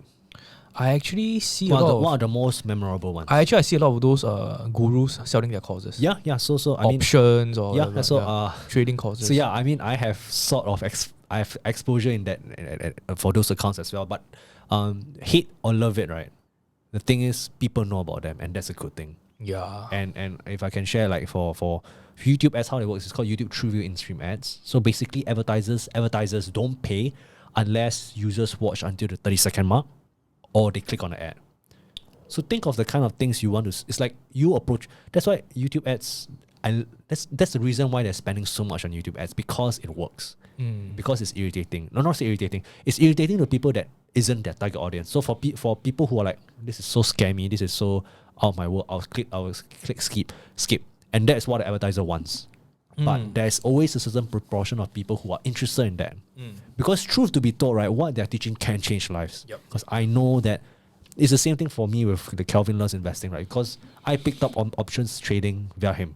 And I'm sure what they're teaching in the course is good. I'm sure they have tons of testimonials, which is good. It's just that people learn different ways. It's like my university lecturer told me, options, you can do this. It never crossed my mind that you could earn a few $1,000s of income from there. Same thing for this options class, right? But the thing is, what do you need to say in the first? It's like, what do you say to if you're at the mall, right? What do you say to the person in the first 10 seconds? It matters. You cannot say, it's a hook. Essentially, it's a hook. You need to pay attention to the hook. And what can you do to qualify or disqualify a customer immediately?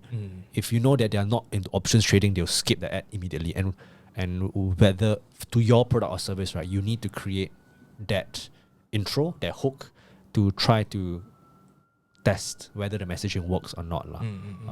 So that's something I'll advise you. I mean, if you can recommend you can go read Donald Miller book. I think he gives a very good framework, a story brand, which it serves as a good framework to follow.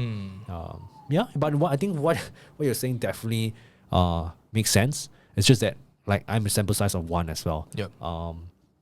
And I'm not probably a good candidate because I know how to post produce everything as well. So you need to find a way to communicate to those people who might be your potential customers. It feels interesting. Yeah. So looking at all these things, right? Like how do I leverage on all these assets? To create a service. Essentially help you make money. How to make money. So it's like a mixture of media leverage plus labor leverage. So it's because media. you need to hire some people and all. So that's something I'm working on. So you also think about in terms of marketing and messaging, right? Whether influencer marketing would work, whether it's worth it or not. I've even, I've emailed like Mothership, to ask for their press kit. So I've even thought about like, does it make sense to pay $7,000 to Mothership for a sponsor article? Does it make sense to throw in 20K to Mothership for a video? Got it. 30K for a video. Is it? Yeah, it's 30K. No, I said, is it worth it? So for me now, it's not worth it because I don't have the kind of bullet Got it. Yeah. In my opinion, I think like, because I do know the press kits from Mothership or all these other. So my role, right, is I get all these press kits and I need to sell it to advertisers. Okay. And even for this $500,000 client, right, it's tough for them to invest it because based on past experience of investing into that, like doesn't yield additional ROI unless you know that it works. So I mean, I'm more of the fan of testing ground up. In Vayner Media in general, right, how we do paid ads in general is like there's this way that Gary talks about it. I'm not sure if you follow, but for their Super Bowl ad, how do they work up to their Super Bowl ad, right? They find different kind of content that work organically, then they scale it out via paid media. So Super Bowl is more of the steroids on paid media because everyone will see it. So it's all about testing. So they talk about how they spend $500 on production and they spend like millions of dollars on that slot. Yes, essentially, but they know that the messaging works like fire, and that's why they're willing to pour more money into it. So I mean, pour fuel on it. Okay. So if like for me, it's all about getting as much digital clout as you can. I can even like for Mothership, I know their rates. It's expensive. If you want to compare Mothership and paid media, right, it probably makes sense to go for paid media because at least from a click standpoint of view, from an impression standpoint of view, right, you get more mileage lah. Even I would say you want to run ads on Grab, you want to run ads on any food blog articles, right? I mean, I roughly know their rates as well. It's not, even for big brands, it's not affordable lah. And the thing about paid marketing is that you you are in control, sort of lah, based on the messaging that you test out lah. So I'll be more cautious on that. I mean, every dollar matters to a small business. Or even you as a sole owner of a business owner, right? So that matters a lot. Even if you're spending $500 per month, right? How do you squeeze it out to make it feel like you're getting like 5,000 worth of? Because would you spend $500 for 5 million clicks? You probably will 5 million quality clicks. You would. It's just that how do you get that lah? But I'm more of a. It really depends. And of course, the final conversion is important also. The final because if I conversion spend $500 and I get 1-2 deals out of it, then it pays for itself. Or even one deal. I feel like even one deal that makes up for itself. But then you need to judge it based on what time frame. How can you tangibly measure progress? Would it be collecting emails? Do you have a solid email strategy in place to nurture that person? Or do you want to go the WhatsApp way? Do you want to get the person's contact? If you want to get the person's contact, it's a lot more difficult for someone to give you their phone number immediately. What lead gen do you need to give? It's a whole marketing game. What do you need to do? Build trust at scale. What do you need to build trust at scale on your website? What do you need to put on your website? I think, I'm a big fan of Donald Miller. I did learn, like I went to NUS Business School, right? Not to shit on NUS Business School, but I feel like it's not really useful. Like I have learned so much more on like reading all these kind of different books and just trying to test them in the real world with my clients. And also all the tools are changing all the time. Like even Facebook last week changed all the campaigns objectives as well. Things change all the time. So things unfortunately this is the way it is. But as long as you have a rough understanding of the principles of performance marketing, if I can TLDR, right, you just need to make sure something works initially with small spends before going hard on it. Like, then you pour more fuel on it. yeah, it's actually pour more fuel. If you spend $100 and it doesn't get you anything, why are you going to spend? If you were to spend another $100, right? What makes you think it'll do better? You can't blindly just pour another $100 in. And this is the same if you're spending 100K, 200K. That's the same methodology, right? Of course, people have different styles. It's in the interest of the advertiser agency. I just want you to spend as much as possible. But because most of my clients are also small SMEs, I empathize, I understand their pain. So I don't want them to spend recklessly. I want to make sure, okay, you spend this $100, right? If you're not going to get any sales, you better get some damn good insights. And if it's insights to tell you to not do something like this in the future, then it will save you potentially a few $1 million if you blindly pour money into it, right? And you need to be very careful with your time and investment. Then also there are some other things I'm thinking about. Like I spoke about the the 卖鱼哥, right? Like is it possible that I engage him on a live stream and he can sell this concept to all these people? Got it. I would only guess he would charge a lot for it. He will probably take a big cut out of it. Then how to say, not to say you want to put all your eggs in one basket, because in that case you'll be doing it. Unless you have let's say for any media channels, right? For any business, there's like general organic influencer paid. So if you have diversified everything well enough, then I would okay, maybe you can invest 20K into engaging an influencer and you can measure the ROI from that. But if you were to only rely on one channel, it's very risky. Very risky. I'll be more of a fan of diversifying your eggs first. If I were to do it, have enough cash flow, because I know he'll charge a large amount, easily 10 to 20K. And then go for that. Because technically, if you look at his follower base, most of his following in Singapore, then I have questions about that. 1.4 million, I'm guessing large majority of them is overseas as well. So that informs about what kind of influencer you want to engage.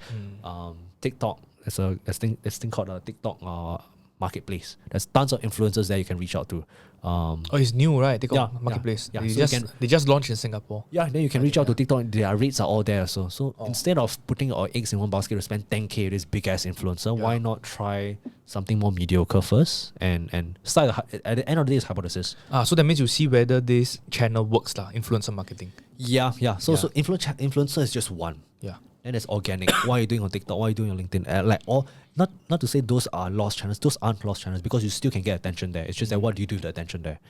And what kind of things you have to put out there. And that might inform you how you would work with influencers. If let's say you work with an influencer mom, then probably the way you communicate might be different as well. Of course, then you need to factor in how the influencer communicates to her following. Then that's another ball game. But in general, I would diversify it as much as possible. But for me now, I just feel like it's very fun. It's fun. It's fun as well. What is fun? This whole process of finding out, is it? Trying to get to where I want to be. So the process is definitely fun. It's stressful also. It's stressful. So at the end of the day, we all have bills to pay, right? So that fire under your ass will make it happen. And it's definitely easier if you have cash flow. It's definitely easy if you have cash flow. So cash flow is the number one thing that's one of the reasons why I'm also hesitant of becoming a business owner, because you have to deal with cash flow. And that's where another whole new story comes in about whether you want to sell equity or you want to take a loan or you want to borrow money or you want for me, personally, I'll never take a loan. I'll never borrow. I'll never take a loan. I'll never borrow money. But if you want to play the VC route, that's the way you go. It's either go hard or go home. Go the VC route or just start from scratch. So your idea of borrowing money is borrowing money from the bank? Because I have friends that took loans from the bank. I personally feel it's a terrible idea. And the sum is not much and you're paying ridiculous interest there. No, don't do it. In general, different people. If you want to use the way to use other people's money, go to VC route. It's not impossible to raise. It's not to say it's easy, but based on podcasts I have, not like with Damien Fon or Yeah. Jimpo, right? Yeah. He's obviously a person who has mastered communication with VCs lah. And like even Jensen, he has raised founder of Bodom Woman, raised quite a amount of money. So it's all about just good communication with other people. If I were to place if a billionaire in front of you, what would you say to him or her to try and convince him or her to just give you a little bit of their wealth? Yeah, And not to say that they're giving it for fun, you know. I want to give it to change the world. Yeah. And billionaires or millionaires in general, they're excited by that and they want to be sort of part of your vision and they want to support that. If they believe in your ideas. Yeah, if they believe in your idea and I like this thing that Jensen said to me, right? Say like for VCs, they didn't get their money by being stupid. They're smart people. Like there's a reason why their net worth is like 10 times more than you or 20 or whatever times more than you, right? There's a reason why they're rich, unless they are trust fund babies lah. But actually I have personally actually never met I've met a trust fund baby before, but there's very little people who have got that money. Trust bond baby. Yeah, like their parents just give them all the money. Yeah, okay. I've met like less than 3. Yeah, but most people they earn their money out from scratch. So you need to respect that lah. Yeah, of course.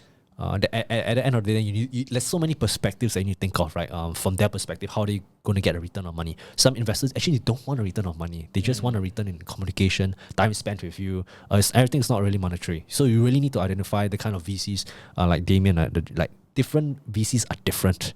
There might be individual VCs or more corporate VCs. There might be some that loves to handhold you, that some that dislikes you even calling them at all. They just want to do your stuff and just give them the money. So you need to understand different people as well. It's an EQ game, so I feel like that's fascinating as well. Yeah, it is. But the risk is there.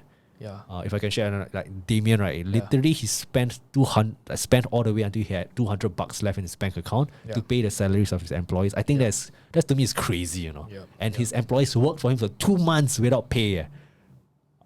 Sorry, Rob, if you're not paying me, this one I'll leave. Okay, just kidding. If my boss is watching this, right, it's very hard to convince people to work for you when you're not paying them. It's so hard. Even when I went to Vayner Media, Gary also said, if I don't pay you, you'll leave. Yeah. Yeah. Even for people like Gary, you know, Gary Vaynerchuk, right? People won't do that. So like the EQ ability is like you need to be exceptionally good. And at the end of the day, humans are complicated. So if you want to fight the game, then you need to somehow craft your skills in it. Yeah, okay, sorry. Went down for a rent. No, it's true. It's I watched the whole episode that you did with Damien. And yeah, his EQ, and I suppose it's that kind of vision that you sell employees as well. And it's tough. I don't know, but I mean, even my current boss, not to say he's not doing a good job. He's doing a good job. But it's tough. It's tough. The faith and the relationship that you build with them over time. Yeah. And at the end of the day, right, not to say like founders, because you try to empathize. Like founders need to give that, there's hope. But at the end of the day, their CFO comes to them, everything's in the red. Yeah. What do you need to do, right? The stress on them is crazy. It's super crazy. So, how to say, I've been thinking, right, do I really want to start a business? Because to be honest, freelancing is great. Like your cash, the thing is you can't scale. Like I have only so many hours, right? So it's labor leverage. Yeah, it's labor leverage. Yeah. But technically I can start something which is media based. In an ideal way, I would love to have a podcast with tens of millions of followers, right? Then I can just earn based on a CPM basis. But unfortunately, I'm a failure. But no, it's fine. But because I have other skill sets as well, I've diversified my income in a way where if one falls, the other can just pick up easily. Yeah. So being a freelancer, to be honest, is not bad. I love being a freelancer. Yeah. Yeah. Do you have a girlfriend now? Sort of, yeah. Okay. Yeah. So how do you see like this part of your life, like relationship, and do you intend to get married soon? Yeah, I definitely want to get married. I definitely want to have a family. Like what I said, right, in the 20s, right, it's all about not to say all about the hustle, but I want to, it's like, essentially, I just want to earn as much as I can during this period of time. I had a conversation with one of my ex-managers, like, imagine when you're in your 40s, right, do you want to be slogging as hard as you are right now? Probably not. And you probably might not be able to. You probably might not be able to, given like family commitments or given just energy levels. Like guys in general, our bodies just break down. And for any humans, you naturally break down, right? So this is a time where you want to earn as much as you can. If you're earning, like I said, if you're earning 5K, earn 10K. If you're earning 10K, if you're earning 10K, earn 20K. As much like that's.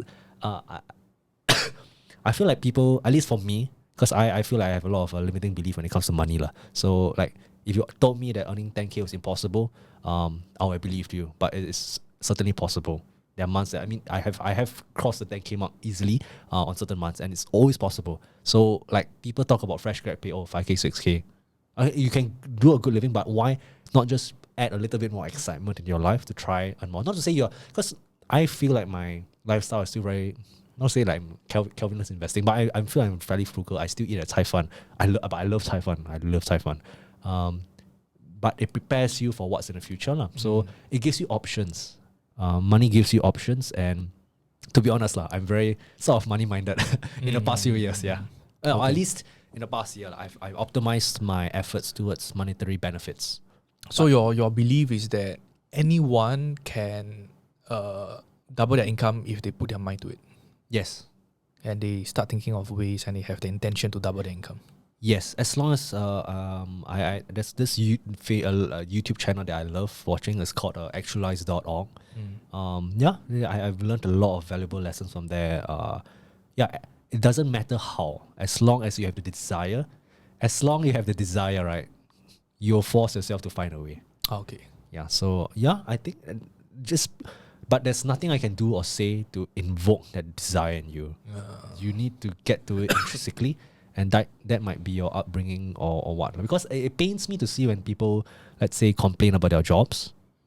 Because I definitely complain about my job, but I try my best to take accountability of where I've placed myself, because I took this job. It's like a very Gary Vee thing, like try to take responsible for your decisions, right? I have friends that are doctors. They hate their job. What can you do about it? And not to say that they are stuck in the cycle. Okay, they are stuck in a cycle, but there's always something that they can do on the side to try escape this, in a very crude way, or the wage slavery system that they've created for themselves. They've placed themselves in a position where they need to continue with this rat race, and all their eggs are in one basket. Their full income is only on that. If they lose their job, they have zero income. For me, if I quit my job right now, I'm happy, because so this idea of multiple streams of income. Yeah, I'm a very big fan of it. Okay. You must diversify your income. I think I did talk to a business owner recently, right? He was talking to me in terms of revenue for the business, but I feel like this makes sense to an extreme way for personal finances. He told me that for any source of income, right, it shouldn't exceed 30% of your income. That's from a business standpoint. You shouldn't rely on one person for 30% of income. The trouble that he had, right, is that he had one client. His monthly revenue, right, 80% of his revenue was coming from one client. So which is actually, the 20-80 rule is fairly common in many. Yes. So when that client like act up or play punk, right, he was in deep trouble. Your 80% of your revenue is at gone, the mercy of that client, actually. But this totally applies to real life. I mean, in our individual lives, right? 70, I don't know, random stats. 70% of us rely on our jobs as our only income. Yeah. Maybe 30% from dividends or whatever. If you, the extreme person, right, challenge yourself, can you make that 30%? That is what I call hustle. 30% becomes like not from a primary job. So 30% from your primary job only. So how can you make do? It's literally how can you double your income outside work? Yeah. And it's all about problem solving. Of course, I empathize with anyone. We all have priorities. We want to spend time with loved ones. We want to do the things we want, lepak on Netflix and chill. Yeah. It's okay. Yeah. It's okay. But wouldn't it be an interesting challenge to pose to yourself? But if it's not, then it's okay. I'm not demonizing like you to relax. I love Netflix, okay? I watch so many stand-ups. I spend so much time on Netflix as well. But I do my best to diversify as much as I can. And yeah. And that's an interesting thought process to me. But I started ranting, right? Because you see like inflation, everything happening, right? Yeah. I know it's like it's easy to point that US stocks are falling, everything's falling. Chicken price increase, right? Why not the same? It's easy, theoretically easier. I point at myself, what can I do to earn more money? Because my mom said, hey, everything, gas prices increase. Then my thought process, okay, all price increase, right? That means I must earn more money. Yeah. How do I earn more money?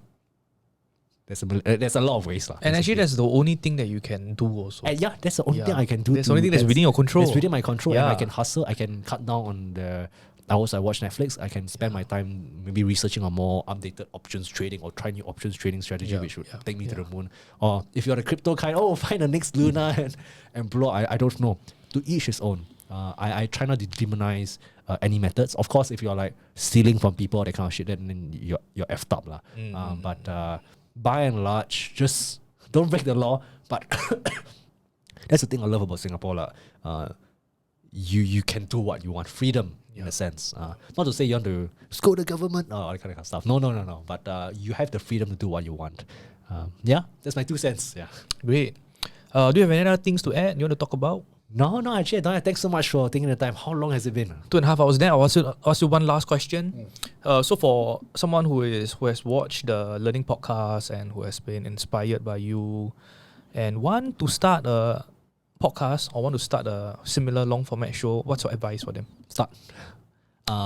Just start. I actually did record a video on how to start a podcast. Maybe I can give you a link. Just start it. But I think the most important thing is know your intentions of why you're doing what you're doing. If you want money, if you want to get rich, if you want to get famous fast, right? Podcasting is not the way to do it fast. If you want to earn money faster, there are many other ways. And unfortunately, I've resorted to those methods as well. But podcast, you need to ask yourself, what is your intention of starting a podcast in the first place? If your intention is to leave a desire, if your intention is just leave your thoughts out there in the world, if your intention is to connect with people that you really respect, podcasting is the best way. I've reached out to people that I never in a million years would have I imagined talking to. Tomorrow I'm talking to one of my favorite YouTubers, right? How could I have gotten the opportunity? It'll be, I would say it's highly likely he would have rejected me if I didn't have a podcast, right? It's the platform. Yeah, it's a platform that gives me opportunities, right? Know your intentions. Great. All right. Thanks. GJ, I want to thank you. Today is like GJ meets GJ. Yes. And I also think that, in the process of starting my podcast, I have approached you many times to ask you for random advice. And you have always, so generously and so kindly obliged me with your your 2 cents. Those are 2 cents, but unfounded and unproven. Yeah, and talking about favorite YouTuber, I watch your stuff. Oh, thanks so much. Yeah, and I get inspired by what you have been doing. Thanks so much. And also, of course, I watch a lot of US long format shows as well. But I always believe that there's a market in Singapore also for a platform like that. This kind of format for a more deep dive and more intellectual kind of discussion on certain topics, or even just a person's story and a person's experiences. And I hope that one of the interesting things that you talked about when I first reconnected with you again was that you said that I see that you have been hustling, putting out episodes. You are hustling, man. You are hustling a lot harder than I have. No, I and that's why I talk about the Daren Yoong, the Tesla guy. It's I was just telling my girlfriend yesterday, I was telling Shanna yesterday that I'm quite ashamed of my work ethics compared to his. Because but then again, it's really who you are at the end of the day. I feel like I have also gotten into this trap of comparing myself with others. You need to come to peace with yourself, lah. Because I know that I can do more. I know that I should probably be doing more. So if someone in 1 year has put out 199 videos, and for me in half a year I have put out 25, that means I'm lacking in effort compared to someone else. Possibly. I mean, if you see that in a good, positive way to motivate yourself, it's a constructive and positive. Then it's great. It's great. I think you don't have to take it to the extreme of beating yourself up. But use it as good inspiration. Have accountability buddies. I think wouldn't it be nice to even reach out to him and just try to have a conversation. Yes. I know not all influencers are open to that, but just try to have a conversation. It's a process, right? So it's a process. It's a process. And I always believe in collaborative kind of framework as well. And that's why one of the people that I really wanted to have on this show is you. Hey, please lah. No, really. Because and the other thing is that I don't want to name Singapore creators, but there are people who on the show, right? They always say that, get in touch with us, leave a comment or drop us an email, DM us. We would love to hear from you. And when I DM them, right, then nothing happens. I mean, I empathize from that point of view because, let's say for when I'll just share, right, for working for Nas Daily, right? Yeah, I mean, I handle his Instagram account. Virtually, it's impossible to reach him via Instagram because literally there are hundreds and okay, I'm not saying like influencers have like but there are hundreds of thousands of people reaching them. So like you could try other ways. I feel like email is the most effective. But for me, my point of view is that they're not authentic, is it? No, because it's because you have solicited for feedback. Okay. And I have given you my feedback. It's not even like I'm asking you to come on the show or to ask for your like I have given you feedback. Like on your show, or I tell you that I love your show. Blah, blah, this is a great episode. Blah, blah, and it's just a one-way thing. Okay. Yeah. Because I thought that if you had, because I know that they are not like super big creators as well. Yep. So if you are not like you are not Nas, you are not Gary V, and you are not Tan Jian Hao, or you are not Sneaky Sushi, right? Yeah. And you see Sneaky Sushi will never say, hey, come get in touch with Koko, like Sneaky Sushi is like young punks don't come and don't come and harass me. Yeah, please behave and But if you are a small creator and you are asking people for feedback and someone bothers to take time, like Gary Vee talks about replying to all your comments and all the messages, right?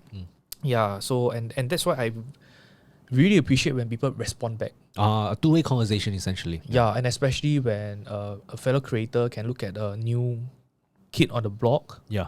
And just give some encouraging feedback or at least like, and I really appreciate that. Yeah. I think in that way, I'm also very excited to reach out to creators. But I know like it's not a perfect world. So I empathize. Probably they have something on there. Or maybe they just missed my message. I'm brainwashed by Gary really. Like I think of their point of view. Maybe they had a bad day. They didn't check. Maybe someone hacked into their system. I don't know, right? Yeah. But you just do what you can, lah. If I do what I can, maybe I send them an email or whatever, lah. Yeah. Yeah. Email is one great way. Because I have also reached out to plenty of influencers that has like nothing. And they're not that big also. So yeah, interesting also. Yeah, interesting. Right? But also, people have their own reasons of doing what they do, right? Yeah. So, life is life. Yeah, so I thank you for all the time today coming down. No, thanks for the invite. Thanks for the invite. And it's been a very fruitful conversation that I had. I definitely took away a lot more. I feel a bit shameless. I'm asking all this. Hey, no worries. But I'm because I'm also interested to know your thought process when it comes to really investing in all these equipments, right? Because you guys don't see what's behind the curtain, right? But there's a lot of investment that goes to making this look very nice, and definitely there's so much effort that goes into it. Because I'm embarrassed. Look at my podcast setup. It's really chapalang, man. It's really chapalang. But yeah. No, your podcast has a good production quality as well. I beg. No, it's decent enough. Yeah, that's why for me it's like if it's decent enough, then I'm okay already lah. Yeah. But this is another level. This is another level. Yeah. So let's reconnect. Anytime and even for my little business idea, I would like to talk to you about it again. If there's anything, this is the thought process, right? Maybe you can revisit this idea one year later and just see the thought process. Okay, what went well, what didn't went well, what should you do next as well. Because for me, even like if some of my ideas, I know like probably there's a possibility that it will fail and it's very real, but I'm just gonna do it anyway. Like you ask yourself the questions, what would you do if you would still fail at it? I feel like this is definitely one thing that you will still do. At least you have the process of pushing yourself all the way and just trying out to see if it works or not. Yeah. And whether it succeeds or fails, you will have picked up so much along the way, which will be useful for whatever your next chapter is. Yeah. So I love the advice that you gave for people who are thinking about starting. Just start. Simpler said than done, to be honest. Simpler said than done. And sorry if I one more favorite quote I love, right? From Wei Chun, Work Salaryman as well. It's easier said than done. That's what he said. Find the things that I'm not the same thing like a wisdom guru, but I really like what he said. Find things that you say that are easier said than done, and try to do those things. And you know that it will force yourself to grow in a way that you have never imagined. Okay, great. Thanks, JJ. All right, thanks so much. I know I spent so much time. Oh my gosh, sorry for talking so much. No, I love it. And I look forward to just catching up with you again to talk about anything under the sun again. Yes. Yeah. Okay, thank you. All right, thanks.